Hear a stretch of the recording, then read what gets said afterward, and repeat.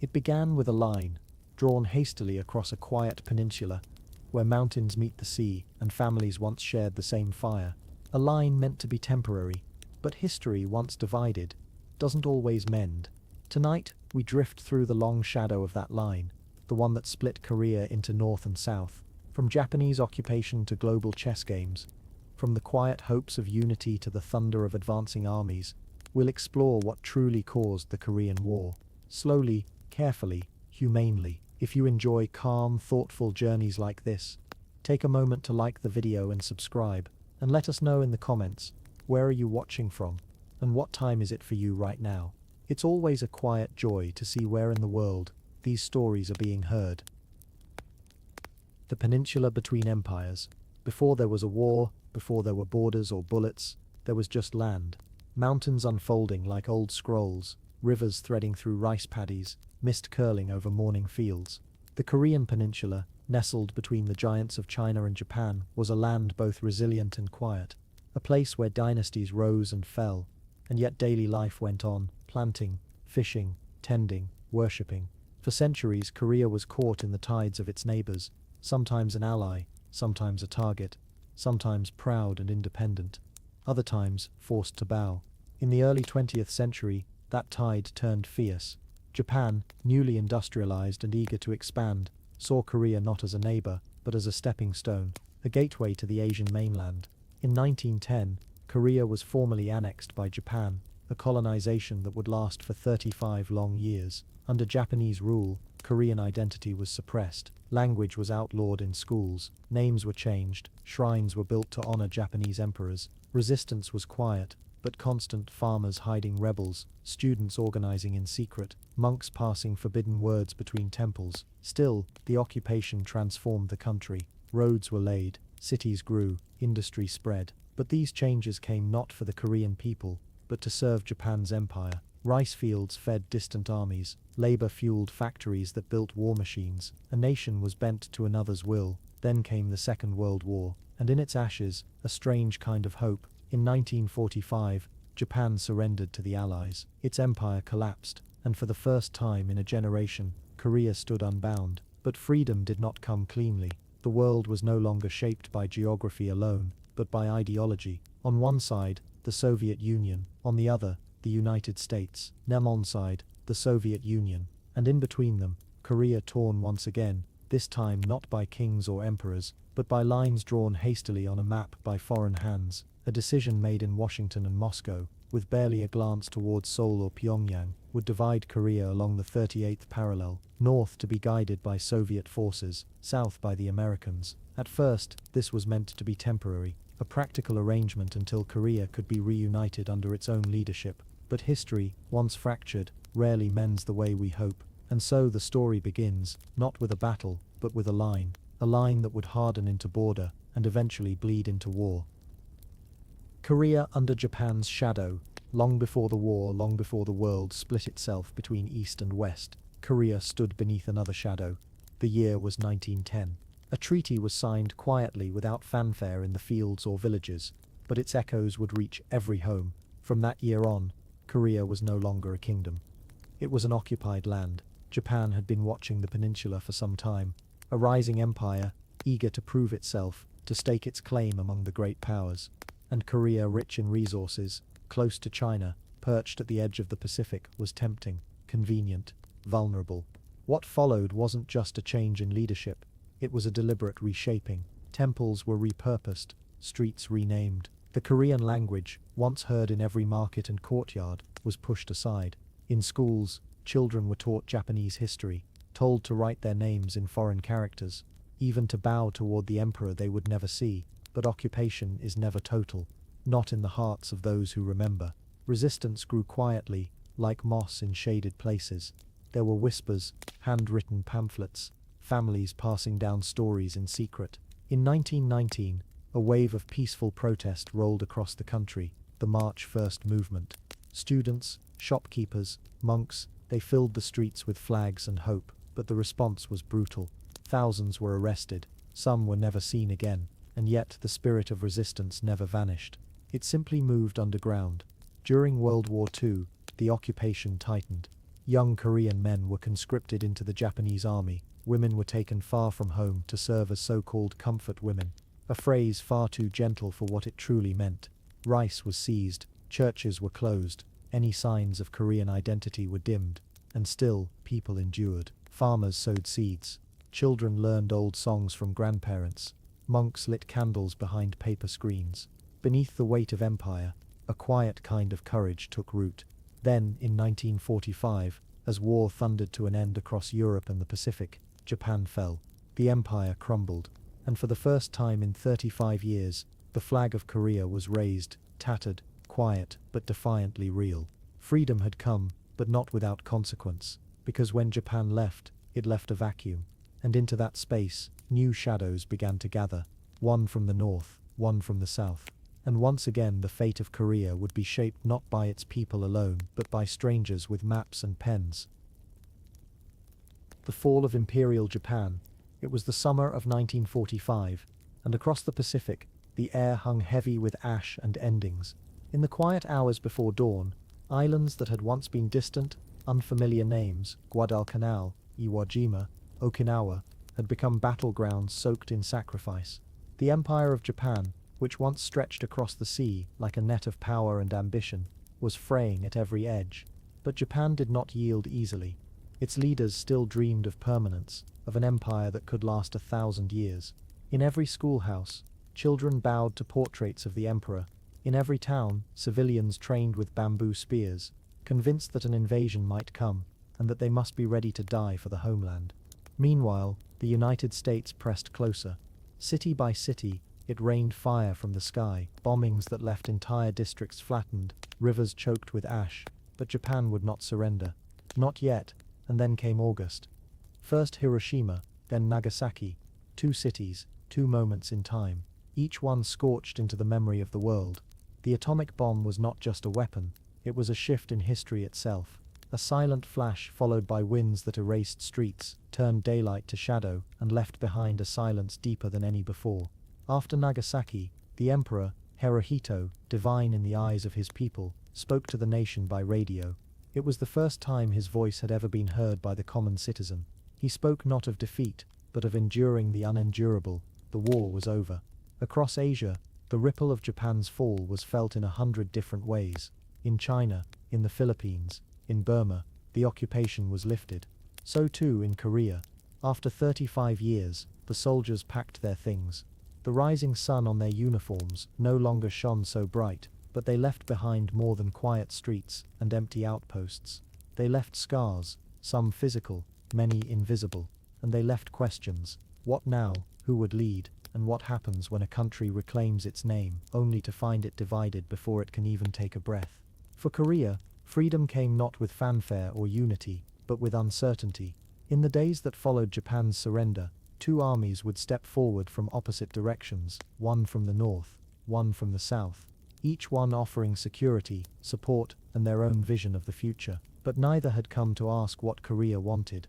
And so, as one empire fell, 2 new powers arrived, uninvited, but decisive. The world had changed, and Korea once again would find itself caught in the winds of something far greater than itself. Forgotten by the world powers, there are moments in history when the world moves on, quickly, clumsily, leaving some behind in the quiet. And in 1945, as nations celebrated victory and redrew maps with pens and promises, Korea was one of those places the world forgot to ask about.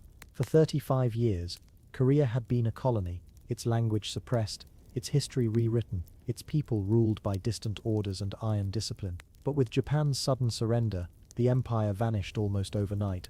One morning, the flags were gone, the soldiers leaving, and for a moment, the air was filled with hope, but not for long. No one had prepared Korea for this moment. No government waited in the wings. No constitution had been drafted in secret. No single leader stood up with a unified vision of what Korea should become. And so, far from the Korean people themselves, across oceans and over tables of paper and tea, 2 foreign powers made a decision. The United States and the Soviet Union, both wary of one another, but eager to avoid a new war, agreed to divide Korea into 2 zones. The line they drew was not a river or a mountain. It was an invisible thread, the 38th parallel. North of it, the Soviets would administer. South of it, the Americans. It was meant to be temporary, a practical arrangement, a placeholder, while something permanent could be worked out. But time passed, and no plan ever came. Instead of healing a nation, the divide began to deepen. In the north, the Soviets supported a young revolutionary named Kim Il-sung, once a guerrilla fighter, now a man with a vision shaped by Moscow. In the south, the Americans backed Syngman Rhee, an older politician, long in exile, with fierce anti-communist views.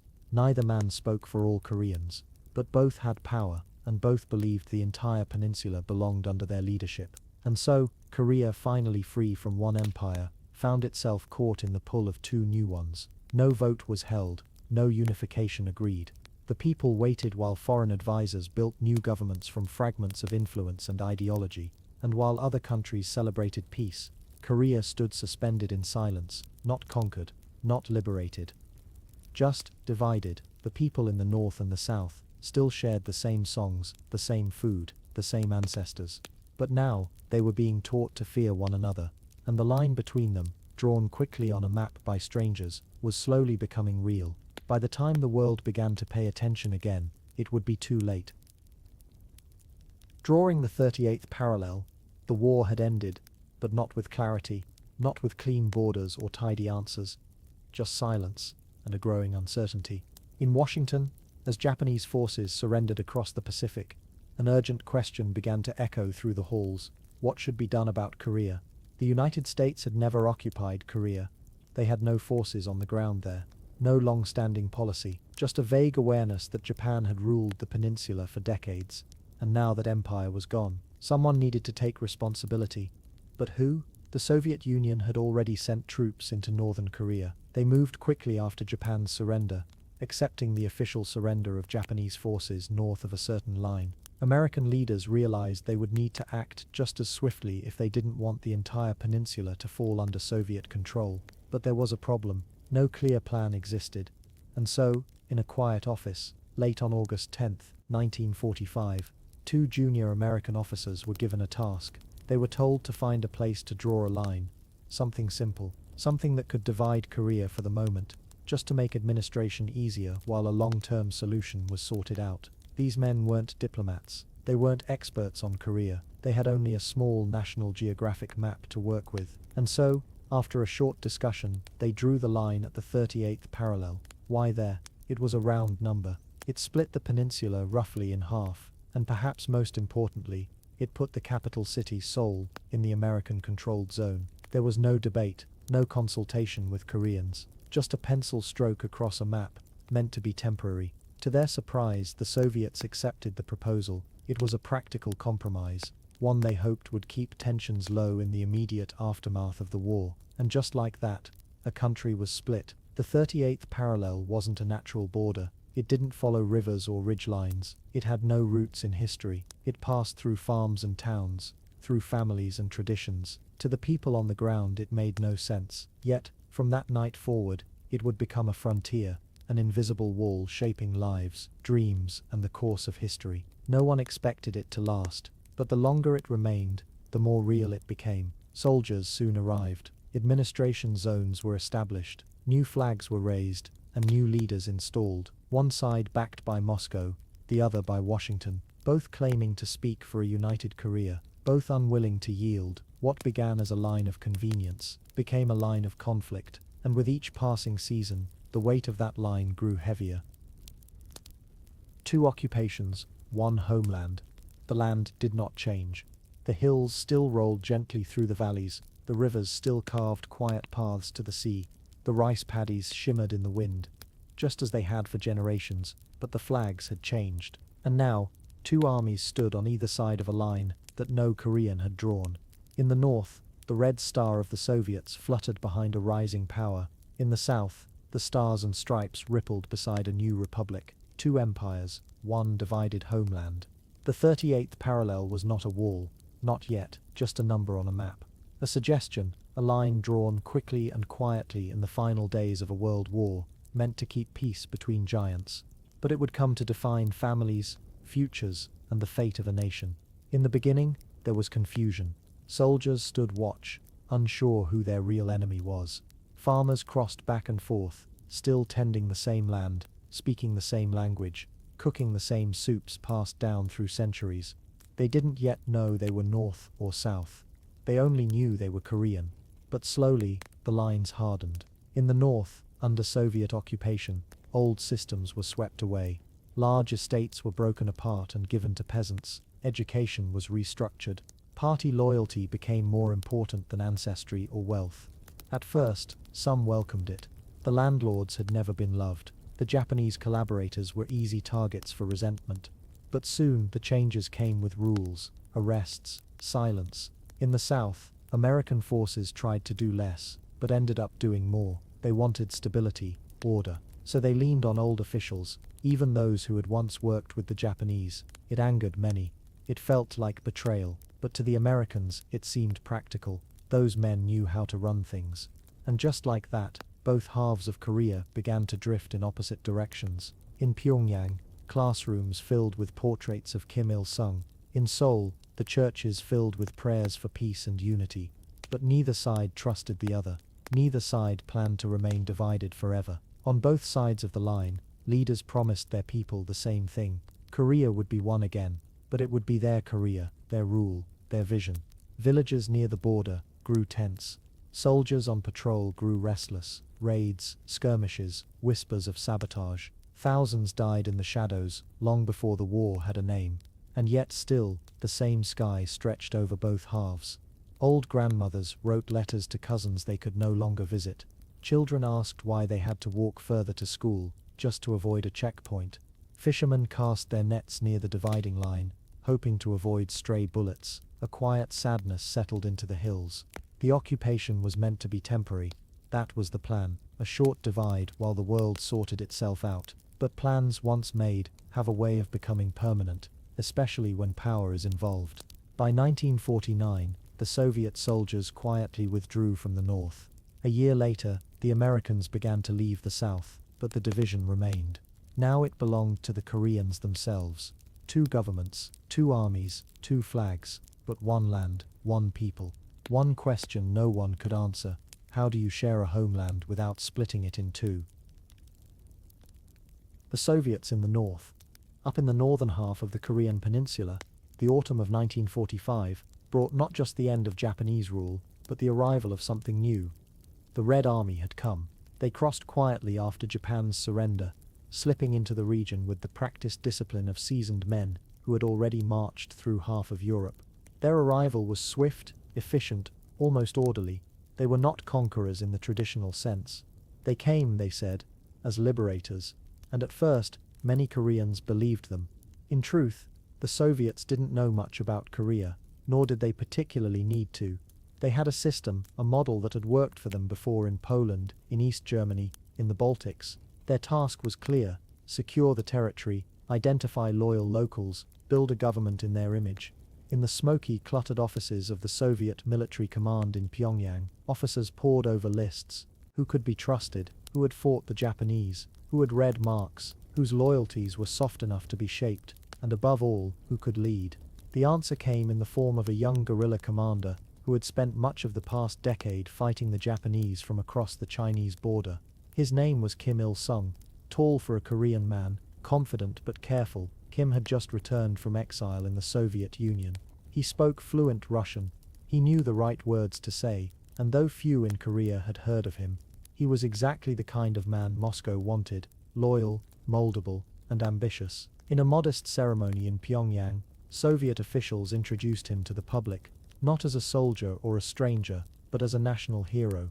Leaflets were printed, portraits were painted, stories were told, and soon retold, about his brave stand against the Japanese. A legend was born, with the help of careful Soviet hands. Behind the scenes, Soviet advisors helped form the Korean People's Army. They trained officers, they built infrastructure, they drafted laws that echoed Soviet principles: land reform, nationalization, party leadership above all. A new society began to take shape, one built not just on Korean soil, but on Soviet blueprints. And while many Koreans in the north welcomed the end of Japanese occupation, they soon found that freedom had not come without new rules. Property was redistributed. Political opponents disappeared. Schools began to teach Russian, red flags began to outnumber Korean ones. Pyongyang, once a quiet city of churches and workshops, now hummed with the cadence of Soviet orders. The North was no longer just Korean, it was becoming something else entirely. By 1946, Kim Il-sung was head of the Provisional People's Committee for North Korea, and though the committee had Korean faces and Korean names, everyone knew the real power came from Moscow. For the Soviets, it was a victory without bloodshed, a foothold in East Asia, a buffer against the West, and in Kim they had found a man who would serve those goals with fierce, unswerving loyalty, for now. But borders once drawn, rarely stay quiet, and as one side of the peninsula was being reshaped with Soviet tools, something very different was beginning in the South. America's reluctant role in the South. Far across the Pacific, the United States had just emerged from the most devastating war the world had ever known. Cities in Europe lay in rubble, the atomic age had begun, and American soldiers, many still barely men, were finally coming home. No one in Washington, or anywhere else in the US, was eager to take on another responsibility. But Korea, especially Southern Korea, was now in their hands. And like so much else in those strange final months of 1945, it wasn't entirely by design. When Japan surrendered, the Allies needed to agree on how to dismantle its empire. Korea was one such prize. The 38th parallel had been suggested hastily by American officials, chosen, quite literally, with a ruler and a map. The Soviets would take the North, the Americans would take the South. And that was that. But the Americans knew little about Korea, its people, its politics, its pain. Most US commanders arriving in Seoul thought they were overseeing a short transition, a temporary occupation. Months, maybe, then elections, reunification, and home. Instead, they walked into a storm. Japanese administrators still ran most of the day-to-day affairs. There was no functioning Korean government, and the population, impoverished, exhausted, and unsure, had no clear leader. All around, factions stirred, nationalists, communists, moderates, opportunists. The Americans didn't know who to trust. They appointed a military governor, General John Hodge. He was a capable officer, but like many, he viewed Korea through the lens of post-war geopolitics. He wasn't there to understand Korea, he was there to keep the peace and keep communism out. Under US oversight, Syngman Rhee emerged as the favored leader of the South. An aging Korean nationalist who had spent decades in exile in America, Rhee was fiercely anti-communist, and to US officials, a necessary if imperfect solution. He was blunt, stubborn, and authoritarian, but he knew how to speak to Washington. And so, slowly with American backing, the foundations of a separate Korean government began to rise in the South. One shaped by American fears, not always by Korean needs. Land reforms were attempted, Japanese collaborators were sometimes left in power, protests flared, strikes turned bloody. In cities like Jeju and Yosu, uprisings were met with crackdowns, thousands died, Koreans killing Koreans, with American forces watching, often unsure of how to respond. For the average South Korean, life was difficult and uncertain. Ration lines stretched down narrow alleys. The economy was shattered, and in the shadows, leftist guerrilla movements gained strength, seeing the Americans not as liberators, but as another occupying force. By 1948, the US had helped install the Republic of Korea, with Rhee as its president. It was a nation in name, but fragile in practice. The North refused to recognize the government, and tensions across the 38th parallel only grew sharper. America, for its part, wanted out. Most US troops had already gone home. Washington was eager to declare the mission over. A few advisors and aid shipments would remain, but Korea in many ways had been left to fend for itself. Only a few voices warned of what might come next, but a line drawn with a pencil could become the site of a coming war. But for now, the US kept its distance, hoping that diplomacy would hold, and unaware that in just a few short years, they'd be back, this time in full force, and under fire. Syngman Rhee and the Southern Republic. By the late 1940s, the winds over southern Korea carried with them a strange, uneasy stillness. The Japanese Empire was gone, but its shadow still lingered. The Americans were present, but distant, watchful, but hesitant. And in the middle of it all stood a man named Syngman Rhee. He was old by political standards, already past 70, and yet in many ways he was just beginning. Born in 1875, Syngman Rhee had lived much of his life far from Korea. He'd been imprisoned by Japanese authorities as a young activist, then educated in the United States, earning degrees from George Washington, Harvard, and finally Princeton. In exile, he became a tireless advocate for Korean independence. Fluent in English, familiar with American ideals, he knew how to speak the language, not just with words, but with posture, presence, and promise. To the Americans looking for someone to lead the new South Korea, Ri seemed like a safe choice, experienced, Western-educated, unwaveringly anti-communist. But Ri was also a man shaped by decades of frustration and ambition. He'd watched his homeland fall under foreign rule, he'd seen other nationalists sidelined or silenced, and now he had a chance to lead, not just as a symbol but as the first president of a new republic. In 1948, with quiet ceremony and global eyes watching, the Republic of Korea was declared in the southern half of the peninsula. Ri took office with the backing of the United States, though not without controversy. The elections that brought him to power were messy, and many Koreans in the north refused to recognize the result. Still, in Seoul and beyond, the new flag was raised, a government was born, but peace did not follow. The country Ri inherited was fragile, roads were broken, fields had gone untended, former collaborators still held influence, and thousands of displaced families wandered from town to town, searching for lost homes or missing loved ones. Ri governed with a firm hand, sometimes too firm. He cracked down hard on dissent, branding political opponents as communist sympathizers. His police and military forces grew in power. In places like Jeju Island, protests turned to bloodshed. Whole villages were razed, accused of harboring leftist rebels. Tens of thousands may have died in the aftermath, ordinary citizens caught in the crossfire of ideology and fear. Yet through it all, Ri remained defiant. To the Americans, he insisted that South Korea needed strength, not softness, discipline, not debate. Only then, he argued, could the Republic survive the growing threat from the north, and across the 38th parallel, that threat was growing. In Pyongyang, Kim Il-sung, young, charismatic, and backed by the Soviet Union, was building a state of his own. He too claimed to be the rightful leader of all Korea, and like Ri, he dreamed of reunification. But under very different terms. As tensions escalated, Ri pushed harder. He requested more military aid from the United States. He promised to root out communism wherever it hid, and he prepared, quietly, for what many believed was coming. War. But on the surface, for now the Southern Republic went about its work. Schools opened, laws were written, flags fluttered in the coastal wind, and somewhere in the markets of Busan, or the rice paddies of the countryside, an old woman wrapped seaweed around warm rice and handed it to her grandson, telling him that the country was young but that it might just survive. Kim Il-sung rises with Moscow's backing. In the north, where the forests grew thick and the rivers ran cold from the mountains of Manchuria, another leader was rising. Not with ballots or public speeches, but through whispers, strategy, and the steady approval of Moscow.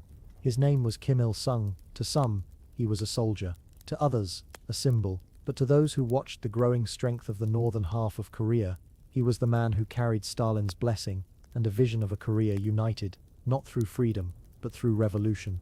Kim had grown up in exile, in the shadow of empire. His family fled the Japanese occupation of Korea, taking refuge in Manchuria. There, Kim was shaped by hardship, resistance, and the grinding machinery of war. He joined anti-Japanese guerrilla forces, fought in the Chinese Communist movement, and earned a reputation as a determined, if ruthless, young commander.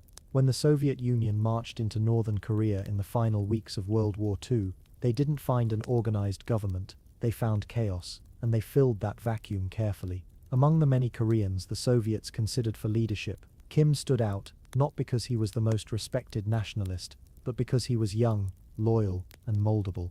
A man who could rule with Moscow's help and Moscow's values. By 1945, Kim was installed as the head of a new Provisional People's Committee. It wasn't quite a government, but it was a beginning. And over the next few years, with Soviet instructors at his side, Kim built the bones of a nation, a single-party system, a powerful military, a strict police force, and a cult of personality that would grow into a dynasty. He spoke not just of independence, but of justice, of a Korea that would shake off its colonial past and embrace a bold socialist future. Factories were nationalized, land was seized from landlords and redistributed to poor farmers. Every reform was announced with great fanfare, every poster painted with revolutionary colors, but beneath the promise was something harder, colder. Political opponents were quietly removed, Former Japanese collaborators who had fled north were imprisoned or disappeared. Those who questioned Kim's vision found themselves silenced by a state that was learning fast from its Soviet mentors.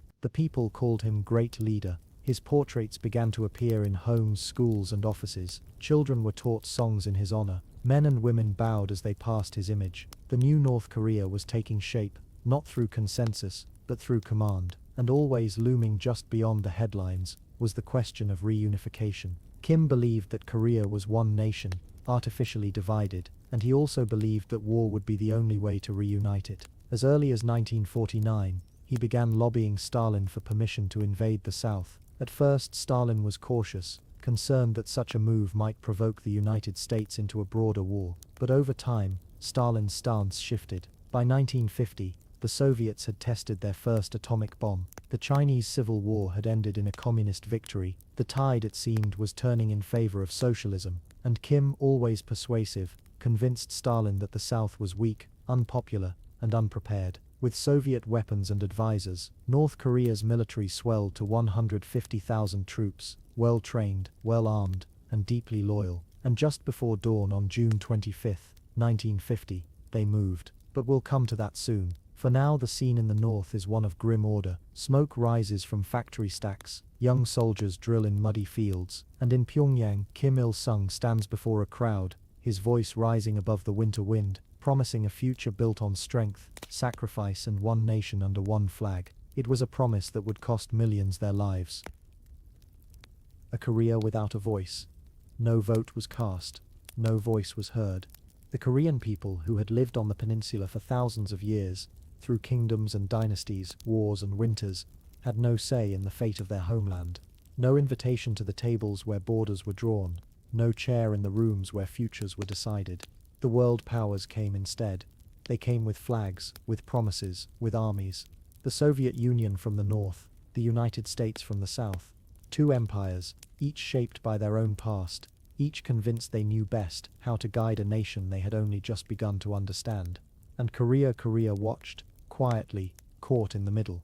After 35 years of Japanese rule, Koreans had hoped to breathe free air again, to decide their own future, to rebuild on their own terms.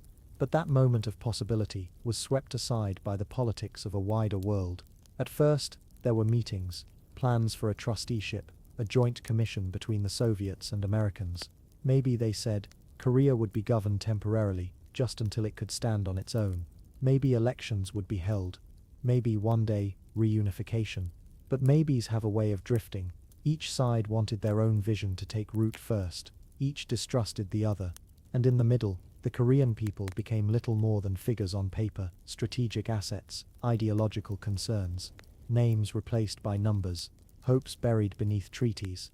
In the south, some Koreans protested the American presence.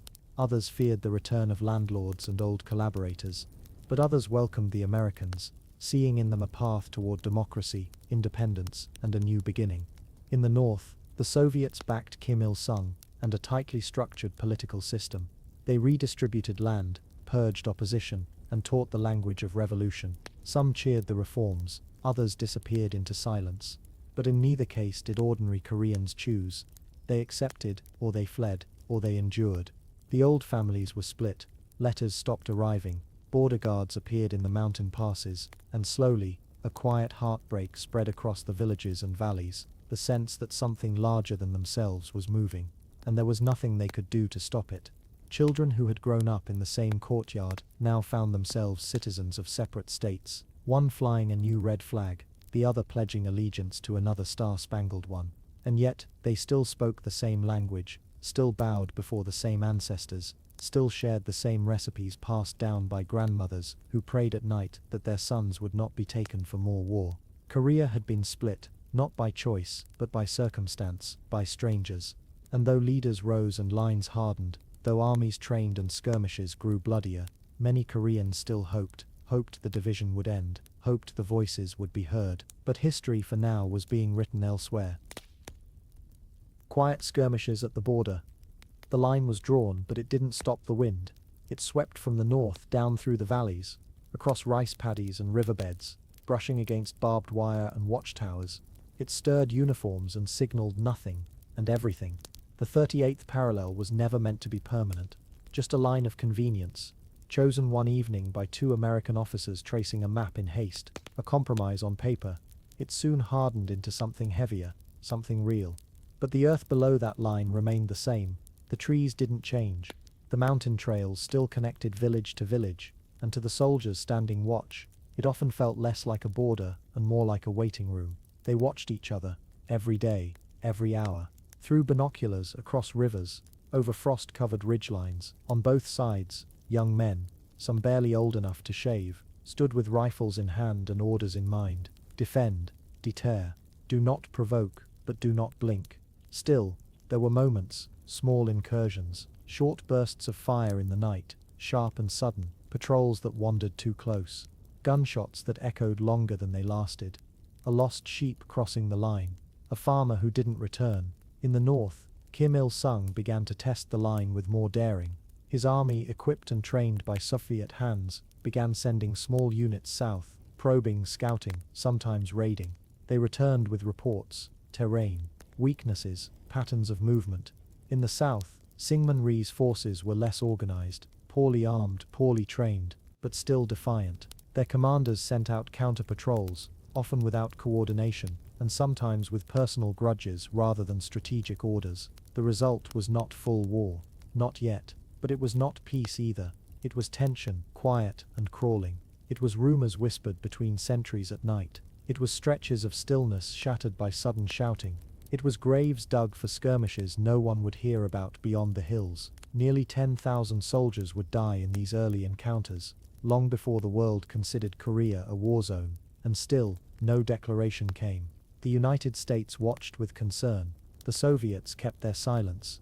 China remained cautious, but the border itself, that fragile artificial line, was beginning to breathe like a living thing, swaying, shifting, aching. No one could say exactly when the war would start, but those stationed along the border could feel it, like thunder you sense before you hear, like a storm gathering just over the ridge. They didn't talk about it much, they just waited. The wounds of partition. There was no ceremony, no celebration, no moment of unity. Just a line, a single hurried line, scratched across a map by foreign hands, dividing a country that had never wanted to be split. The 38th parallel, latitude, not identity, geography, not consent. Korea, once whole under mountains and kings, suddenly became two nations, north and south, red and blue, one half watched over by Soviet soldiers, the other by Americans, but neither side truly belonged to those who walked the land and tilled the soil. It had been done for them, without them. The division wasn't clean. It cut through families like farmland. It split towns, bridges, rivers, and even memories. People woke up and found that a relative was now on the other side of a military border, a child in the south, a parent in the north, a brother in Pyongyang, a sister in Busan. Letters stopped, visits became impossible. The line didn't run through the ground, it ran through hearts. Some tried to cross, quietly and desperately, slipping through forests by night or bribing border guards. Others never made it. They disappeared into silence, or returned with bruises and eyes that never spoke of what they saw. The trauma was quiet, but it clung like mist. In both north and south, wounds began to fester, not the wounds of combat, but of confusion, separation, and betrayal. People didn't know who to trust. Neighbors eyed each other. Was that man a sympathizer? Was that teacher loyal to the wrong side? Rumors became weapons, fear grew legs, and above it all, two leaders stood, Syngman Rhee in the south, Kim Il-sung in the north, both certain that only their vision of Korea was true, both refusing to accept a permanent division, and both preparing for more than words. But the people, they waited for someone to redraw the line, or erase it, waited for reunification or disaster, waited for war. The land was still beautiful, the hills still green, the rivers still ran. But something invisible now stretched across Korea, something heavy, something dangerous, a line, and it bled, not with bullets yet, but with silence, suspicion, and sorrow. Unofficial war before the headlines, before the tanks, before the names of distant hills were carved into memorial stones, there was a quieter war, one with no declaration, no flags raised, just tension that pulsed like a drumbeat, low and constant. It began in the whispers along the 38th parallel. Patrols watched one another through binoculars across rice paddies and ridgelines, fingers tight on triggers. It wasn't peace, not really, but it wasn't quite war either. Not yet. Skirmishes flared, brief, sharp, and often unreported. A squad would disappear. A sentry would be found dead before dawn.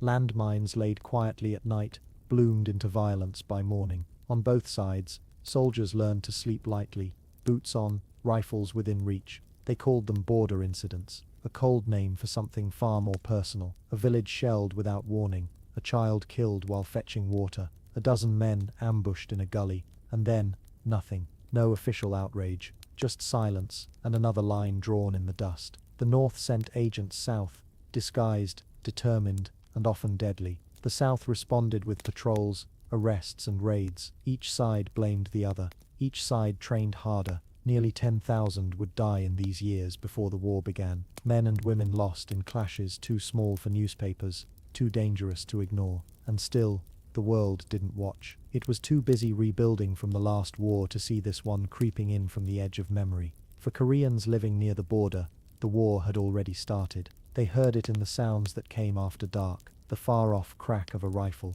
the dull thud of an explosion, the whispered arguments of soldiers who had seen too much, and all the while, two governments planned, two armies drilled, two visions of one Korea grew sharper, more desperate. In Seoul and Pyongyang, speeches promised reunification, but in the hills and valleys in between, it was already being fought for inch by inch, quietly, brutally. This was the war before the war, a slow ignition, a fuse being lit in the shadows, and soon it would burn into fire.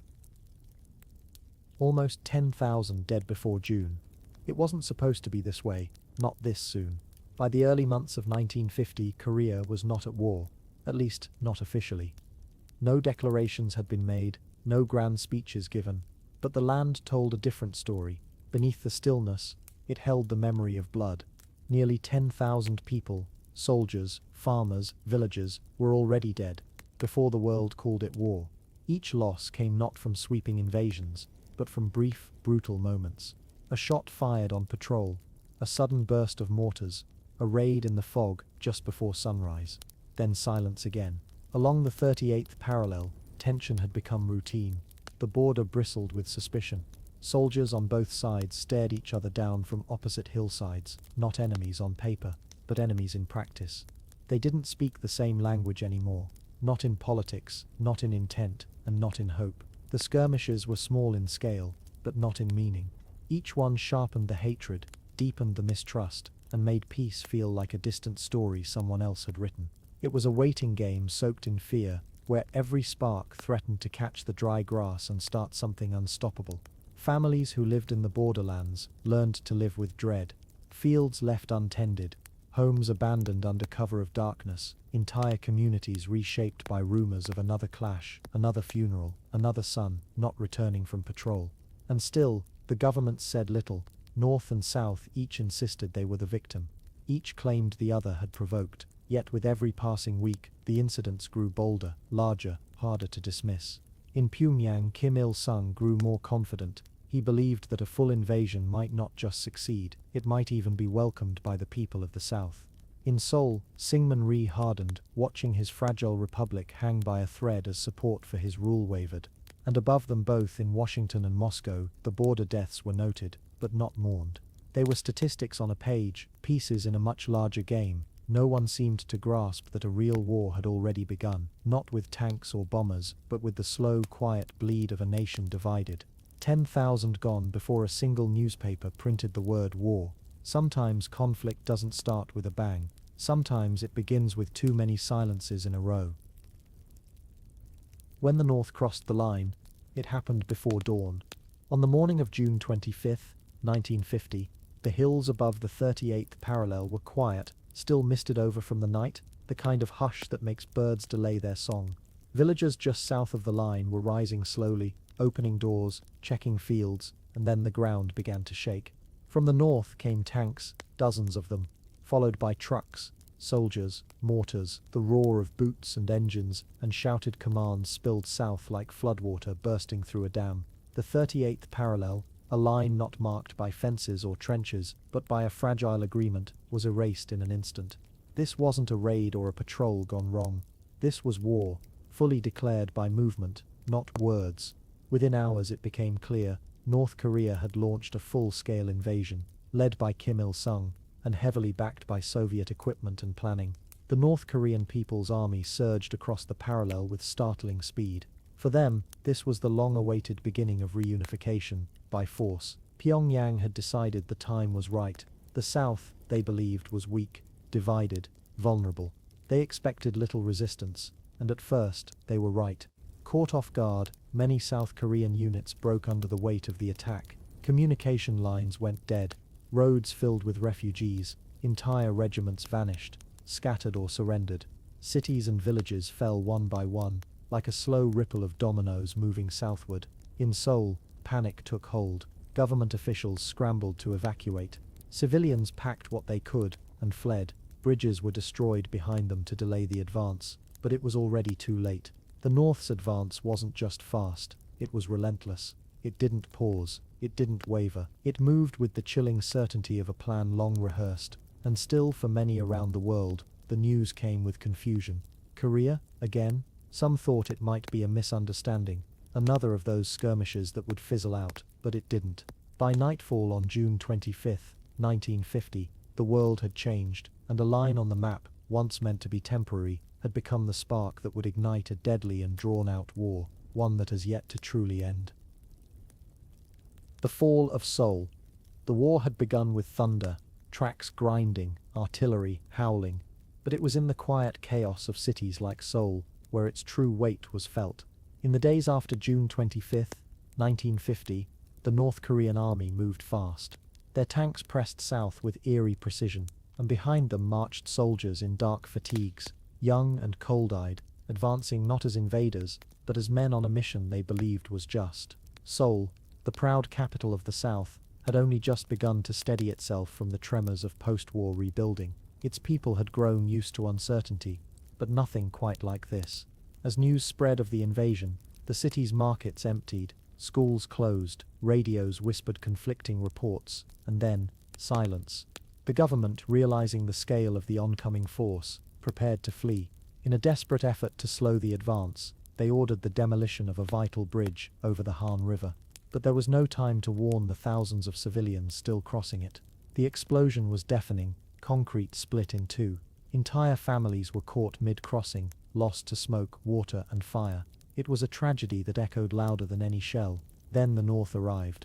The defenders of Seoul, scattered, uncoordinated, and poorly equipped, had no chance to hold the line. The North Korean army entered the city with barely a pause. Streets once lined with food vendors and bicycles now echoed with the stomp of boots and the rumble of tanks. Flags were replaced, buildings were occupied, and in just 3 days the capital had fallen. It wasn't just a military defeat, it was a collapse of faith. For many in the South it felt like the world had turned its back. Hope evaporated as quickly as banners changed colors, and yet, beneath the fear and uncertainty, a resistance began to form. Quietly, slowly, in whispers passed in alleys, in glances exchanged in shops, and in the heavy silence of families hiding in their own homes. Seoul had fallen, but its spirit hadn't. It would not be the end of the war, only a beginning. Retreat to the South's last corner. After the fall of Seoul, there was only motion, endless, southward motion. Trucks overloaded with supplies and refugees, soldiers marching with boots worn thin, families carrying what little they could, stumbling through heat, dust, and uncertainty. The North Korean army didn't stop. Each town they took fell quicker than the last. With every mile, they edged closer to the very bottom of the peninsula.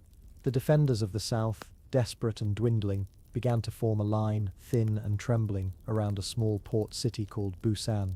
It wasn't chosen for any particular reason at first. It was simply the last place left.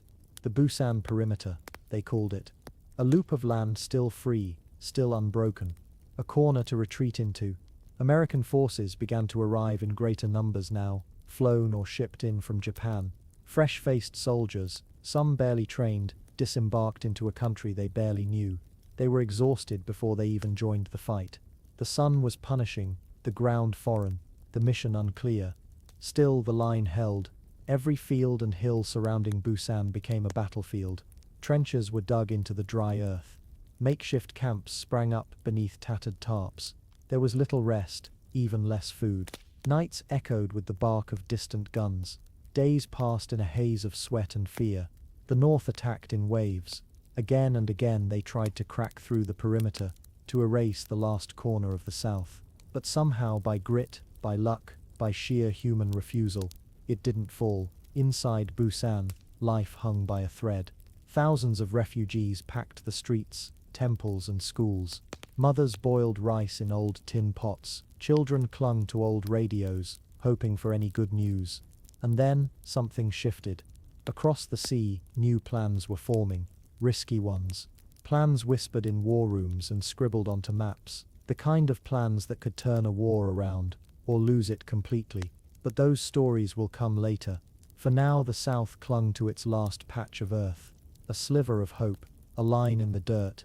And though the rest of the country had fallen like dominoes, the Busan perimeter stood, and it would not be broken. The Busan perimeter holds. The line was thin. Worn boots, frayed uniforms, eyes heavy with sleeplessness, but it held. The Busan perimeter stretched in a rough arc, wrapping around the southern tip of Korea.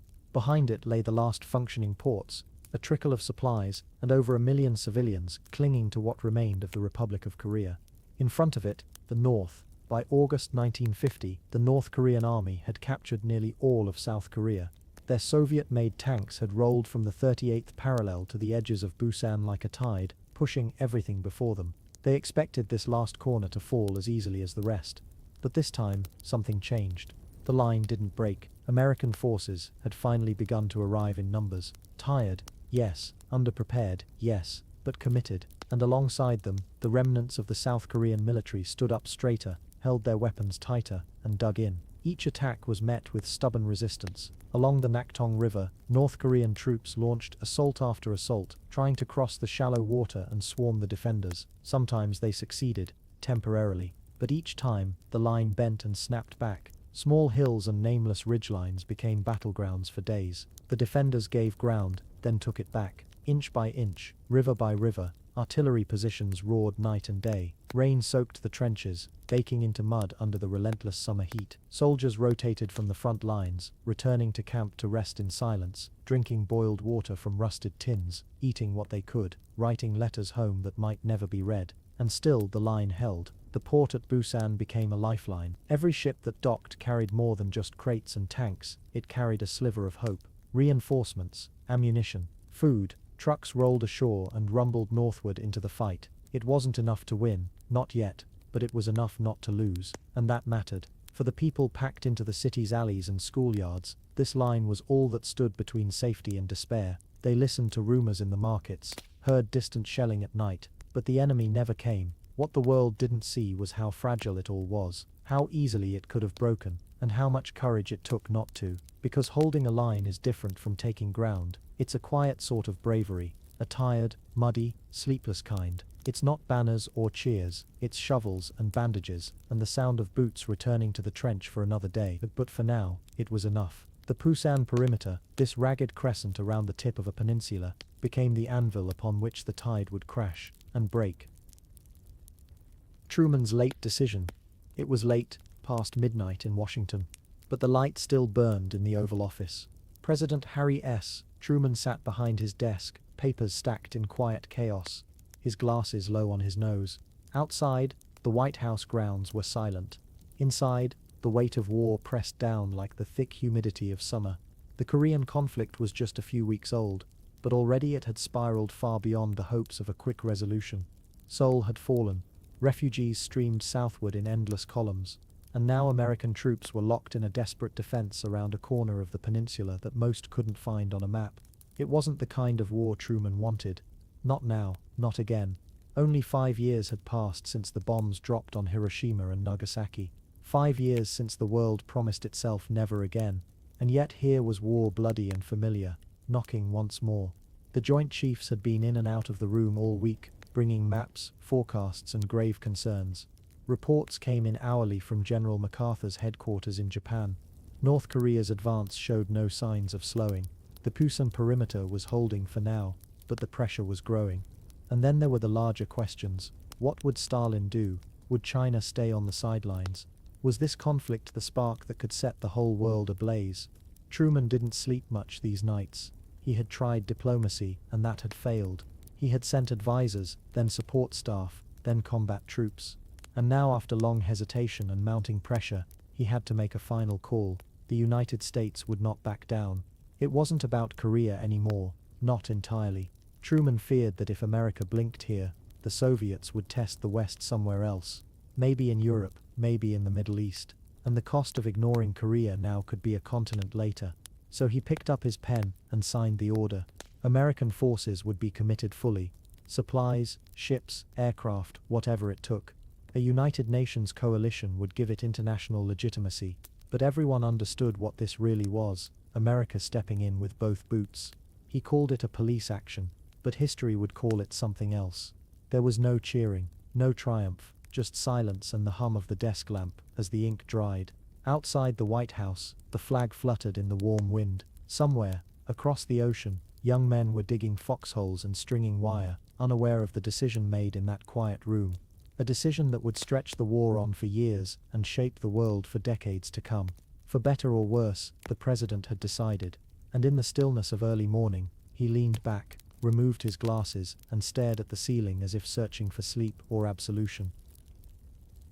Stalin watches from Moscow. Far away from the Korean peninsula, behind walls thick with silence and snow, a man sat in a tall-backed chair beneath a dim chandelier. It was 1950, and in the heart of Moscow, Joseph Stalin watched the Korean War unfold, not from the battlefield, but from behind a curtain of cigarette smoke and suspicion. The Soviet dictator had not sent troops, not openly, but his fingerprints were everywhere.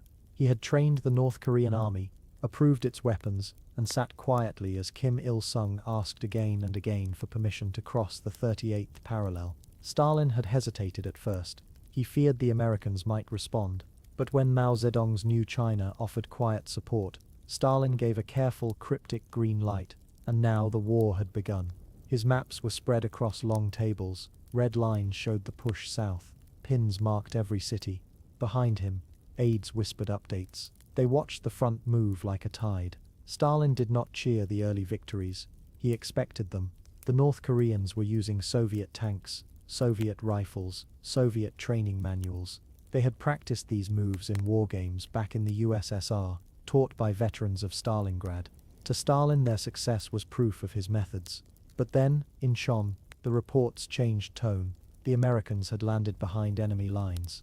Seoul had fallen again, but this time back into South Korean hands. Kim's forces were in retreat, splintering under pressure. Stalin's jaw tightened. He asked for the casualty figures. He asked who in the Red Army had trained the units that failed. Names were written down. Some of them would not be spoken again. Still, he didn't panic. Not yet. To him, the Korean War was a chessboard, and every move was watched. He issued new instructions to his advisors in Pyongyang. He kept diplomatic back channels open with Mao, and above all, he stayed quiet. Never too visible, never too involved. Plausible deniability was a tool as powerful as any tank. What mattered to Stalin was balance. Testing the West without triggering a world war, pushing just hard enough to exhaust American resolve, but not so hard that Truman would bring out the nuclear arsenal again. So he waited, he watched, he listened to reports and considered his next move in the long game of post-war power. For the soldiers in Korea, the war was a matter of mud,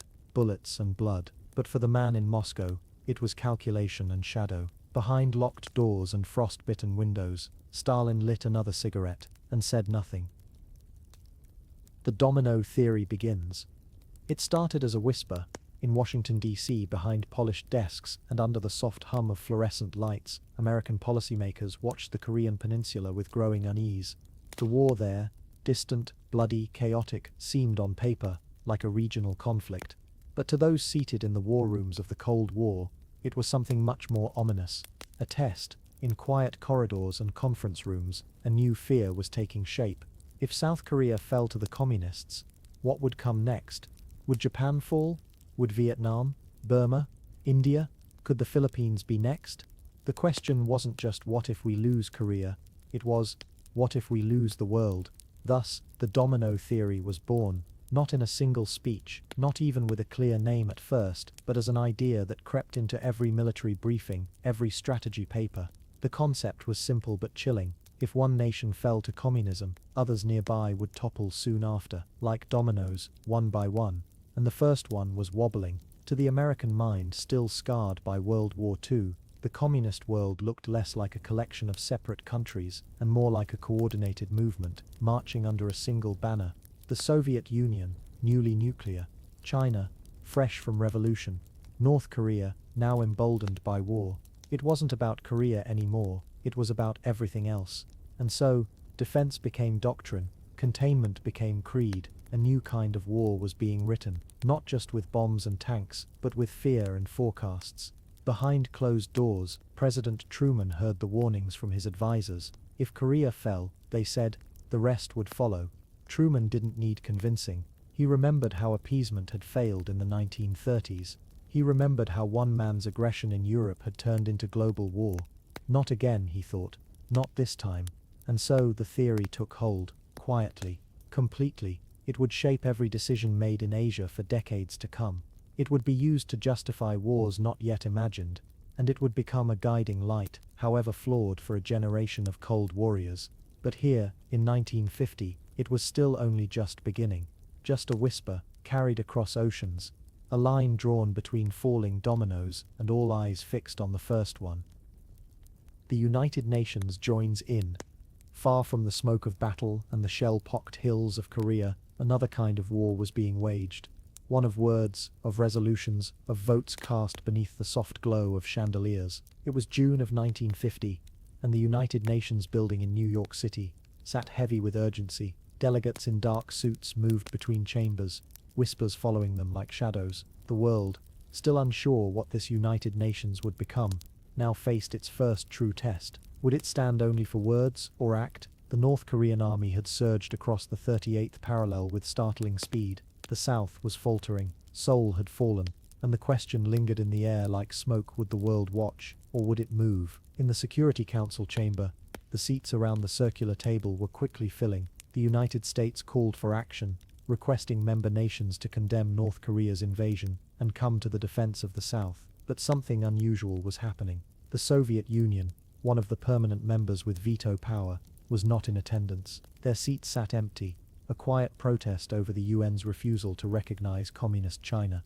Because of their absence, they could not block the resolution, and so, the vote passed. It was one of the rare times in history that the machinery of international cooperation turned quickly and decisively. Member nations agreed, North Korea was the aggressor, and the world, through the United Nations, would respond. Troops would not fight under the banner of the United States, but under the blue and white flag of the UN itself. This was not to be an American war alone. It would be, in name and in spirit, a global stand. And so countries from around the world, Britain, Canada, Australia, Turkey, Ethiopia, Colombia, and many more, pledged support. Some sent troops, others sent supplies, ships, or medical aid. For the first time, the United Nations was not just a symbol, but a force. This coalition of nations would soon gather on foreign soil, united by little more than a principle that borders drawn in peace should not be erased by violence. That sovereignty, once agreed upon, must be defended. And though the languages spoken among the troops were many, the mission was shared. Back in Korea, the sound of boots multiplied. New flags waved beside the stars and stripes, and a troubled peninsula, long ignored by the world, became a stage for something larger. An early answer to the question, could the world act as one? And under that pale blue flag, they would try. China's cautious eye, across the Yalu River, where the waters mark the border between Korea and China, the wind carried more than the scent of summer dust. It brought the crack of distant gunfire, the hum of tanks, the slow grind of war inching north. And in Beijing, behind tall walls and quiet corridors, Chairman Mao Zedong was listening, not to the guns, but to the silences between them. China had watched the Korean conflict unfold with growing unease. A new republic, forged by revolution and civil war, China was just beginning to rebuild itself. Its people were exhausted, its army still clothed in rags, and its future uncertain. The last thing Mao wanted was another war, but peace, it seemed, was not something that waited to be asked. When the North crossed the 38th parallel and South Korea teetered, China remained still, but then came the landing at Incheon, a masterstroke that pushed North Korean forces into retreat and brought US and UN troops surging northward, closer to China's border. Too close. Mao summoned his generals. They gathered quietly in the Zhongnanhai complex, speaking in hushed tones over wide tables. What would happen, they wondered, if the Americans reached the Yalu? What would happen if Korea fell entirely under Western control? For centuries, foreign armies had used Korea as a gateway into China. From the Mongols to the Japanese, invasion often began with the peninsula. Mao remembered that history and saw the pattern forming again. Still, China did not act. Instead, it watched, it measured, it waited. Through whispers and messengers, China sent warnings. If foreign troops crossed too far north, if the Yalu became a river, not of peace but of passage, then China would have to respond. Washington heard the warnings, but many dismissed them. General Douglas MacArthur, commanding UN forces, believed China wouldn't dare. He called their warnings bluff. China, he said, was too weak, too fragile, too recently broken by its own revolution. But Mao was not bluffing. In the cool hills of Manchuria, tens of thousands of Chinese soldiers were already on the move, quietly, carefully, under the cover of night. They wore straw shoes, they carried rice in cloth sacks. They moved not like an army, but like a ghost, vanishing by day, reappearing by moonlight. And still, the world believed they would not come. But China was watching, and soon it would not only watch. Behind closed doors in Washington, far from the smoke and snow of Korea, the city of Washington moved with a different kind of tension.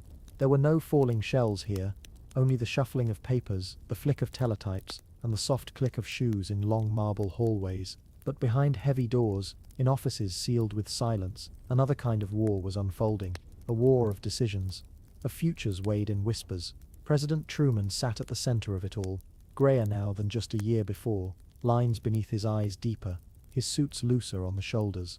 He wasn't a general or a strategist, but every file that crossed his desk carried the lives of thousands. And now, with Korea unraveling halfway across the globe, the burden of choice pressed heavier than ever. His advisors came in pairs and groups, clutching folders, each bearing new reports, pages filled with enemy movements, casualty estimates, maps sketched in blue and red. Some warned of pushing too far, others urged a final, decisive strike, and everyone in their own way feared the same thing. China, the Soviets, a third world war. Around long polished tables, cabinet members debated how far was too far. Could they stop at the border and call it victory? Could they risk retreat, or should they keep going north toward Pyongyang to erase the northern regime entirely? At one end of those meetings sat General Douglas MacArthur's messages, calm, confident, unwavering. He was certain the war could be won. He promised bold moves and swift ends, and many in Washington, tired of the bloodletting and political compromise, wanted to believe him, but not all. Some voices, quiet, cautious, warned of the trap. They remembered China's warnings. They had seen the intelligence reports, the signs of troop movement just beyond the Yalu. If MacArthur was wrong, and China entered the war, the consequences could spiral far beyond the Korean hills. Behind those closed doors, Truman listened. Sometimes he spoke little, sometimes he argued. But every word, every silence, built toward a single decision, one that would shape not just Korea but the Cold War, and the world beyond it. And as the night settled over the White House, the lamps inside still glowed, the windows stayed lit, long after the city went quiet. Because war, even one on another continent, has a way of keeping everyone awake. General MacArthur's plan. The general liked silence before battle. Not the silence of peace, but that tense, coiled stillness, like breath held before a storm. Somewhere out over the dark Pacific, General Douglas MacArthur stared across the sea, not from a battlefield, but from a desk stacked with maps and telegrams. His mind, though, was already far ahead, racing north toward the Korean coast. He was a man of grand gestures.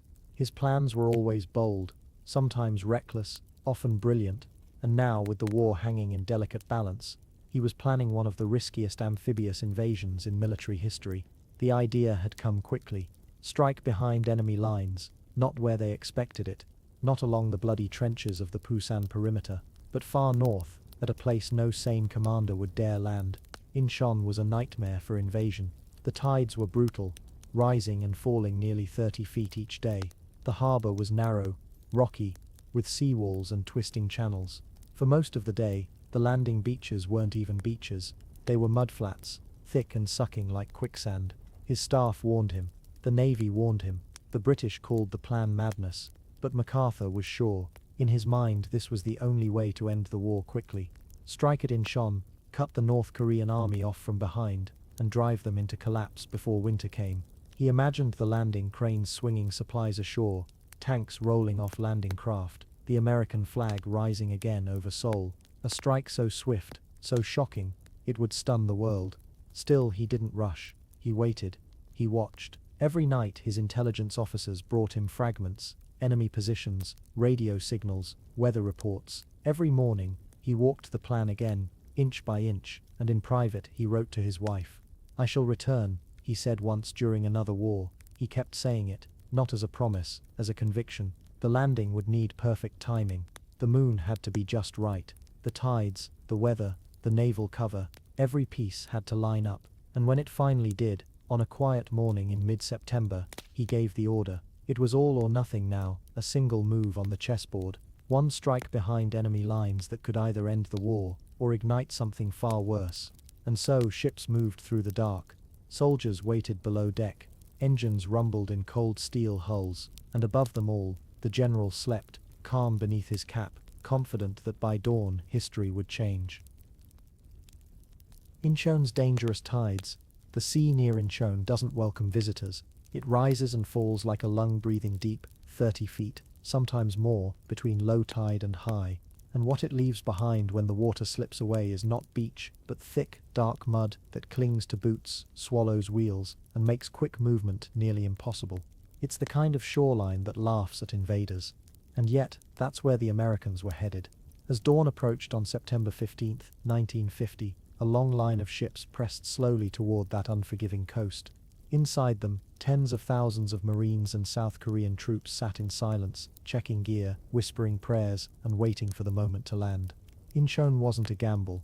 It was something bolder than that. A gamble still holds the chance of logic, of odds.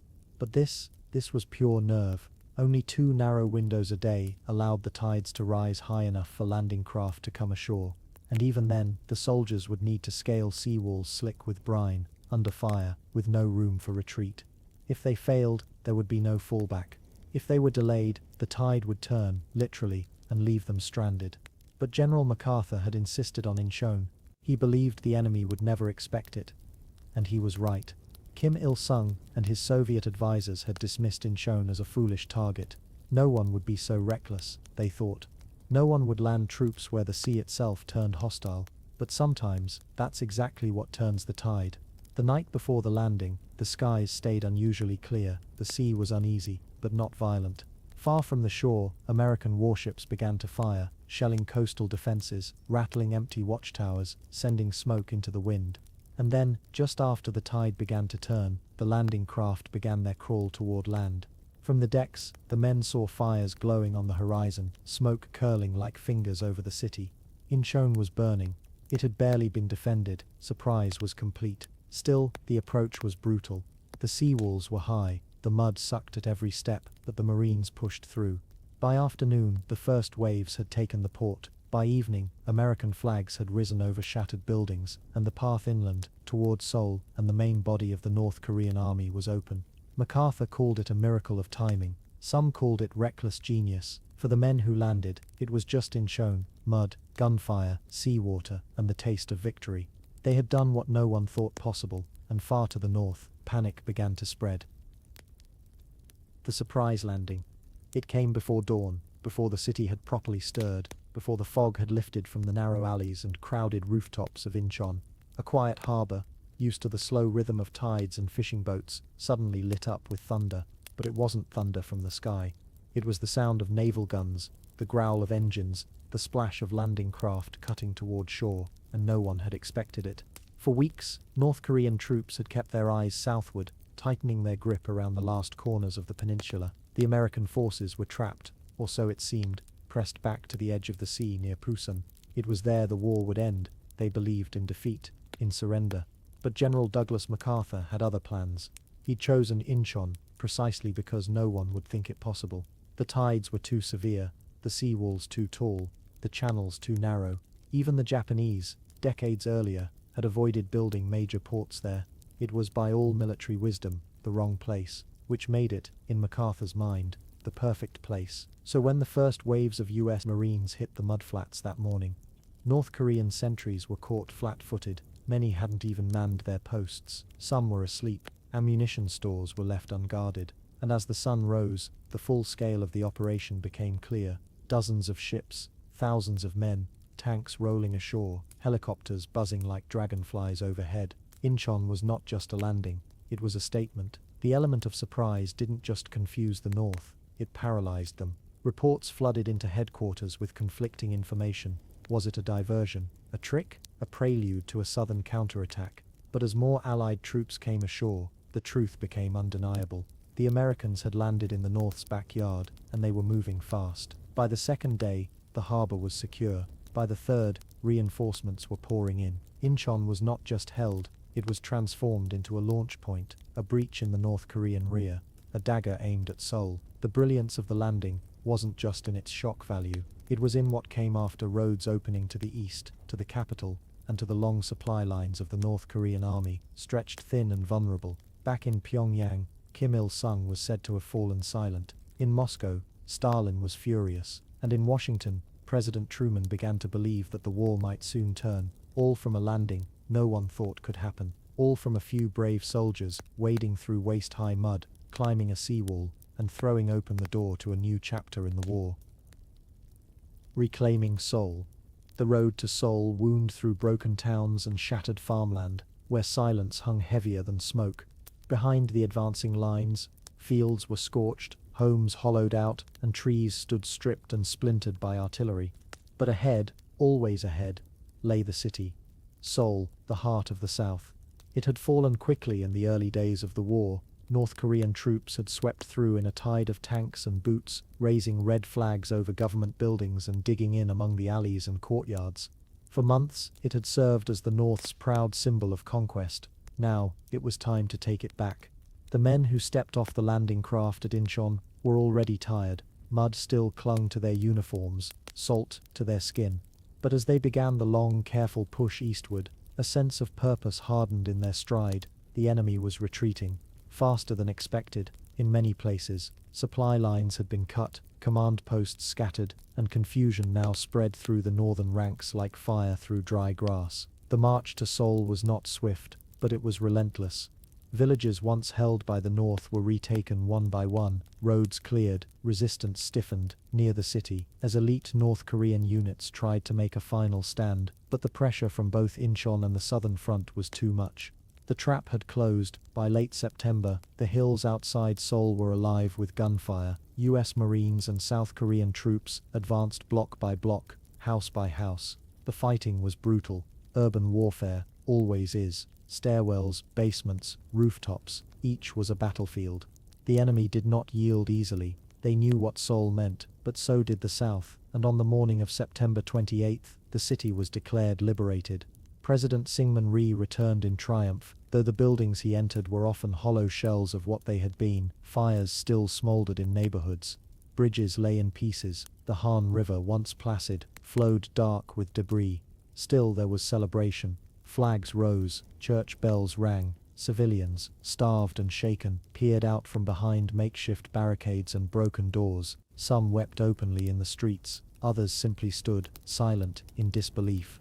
Seoul had been lost, and now it was found again. For a moment hope stirred. The North was in retreat, Pyongyang vulnerable, the war perhaps winnable. But even as the capital was reclaimed, new questions loomed about what would come next, how far to press the advance, and whether the shadows gathering along the Yalu River meant something darker still.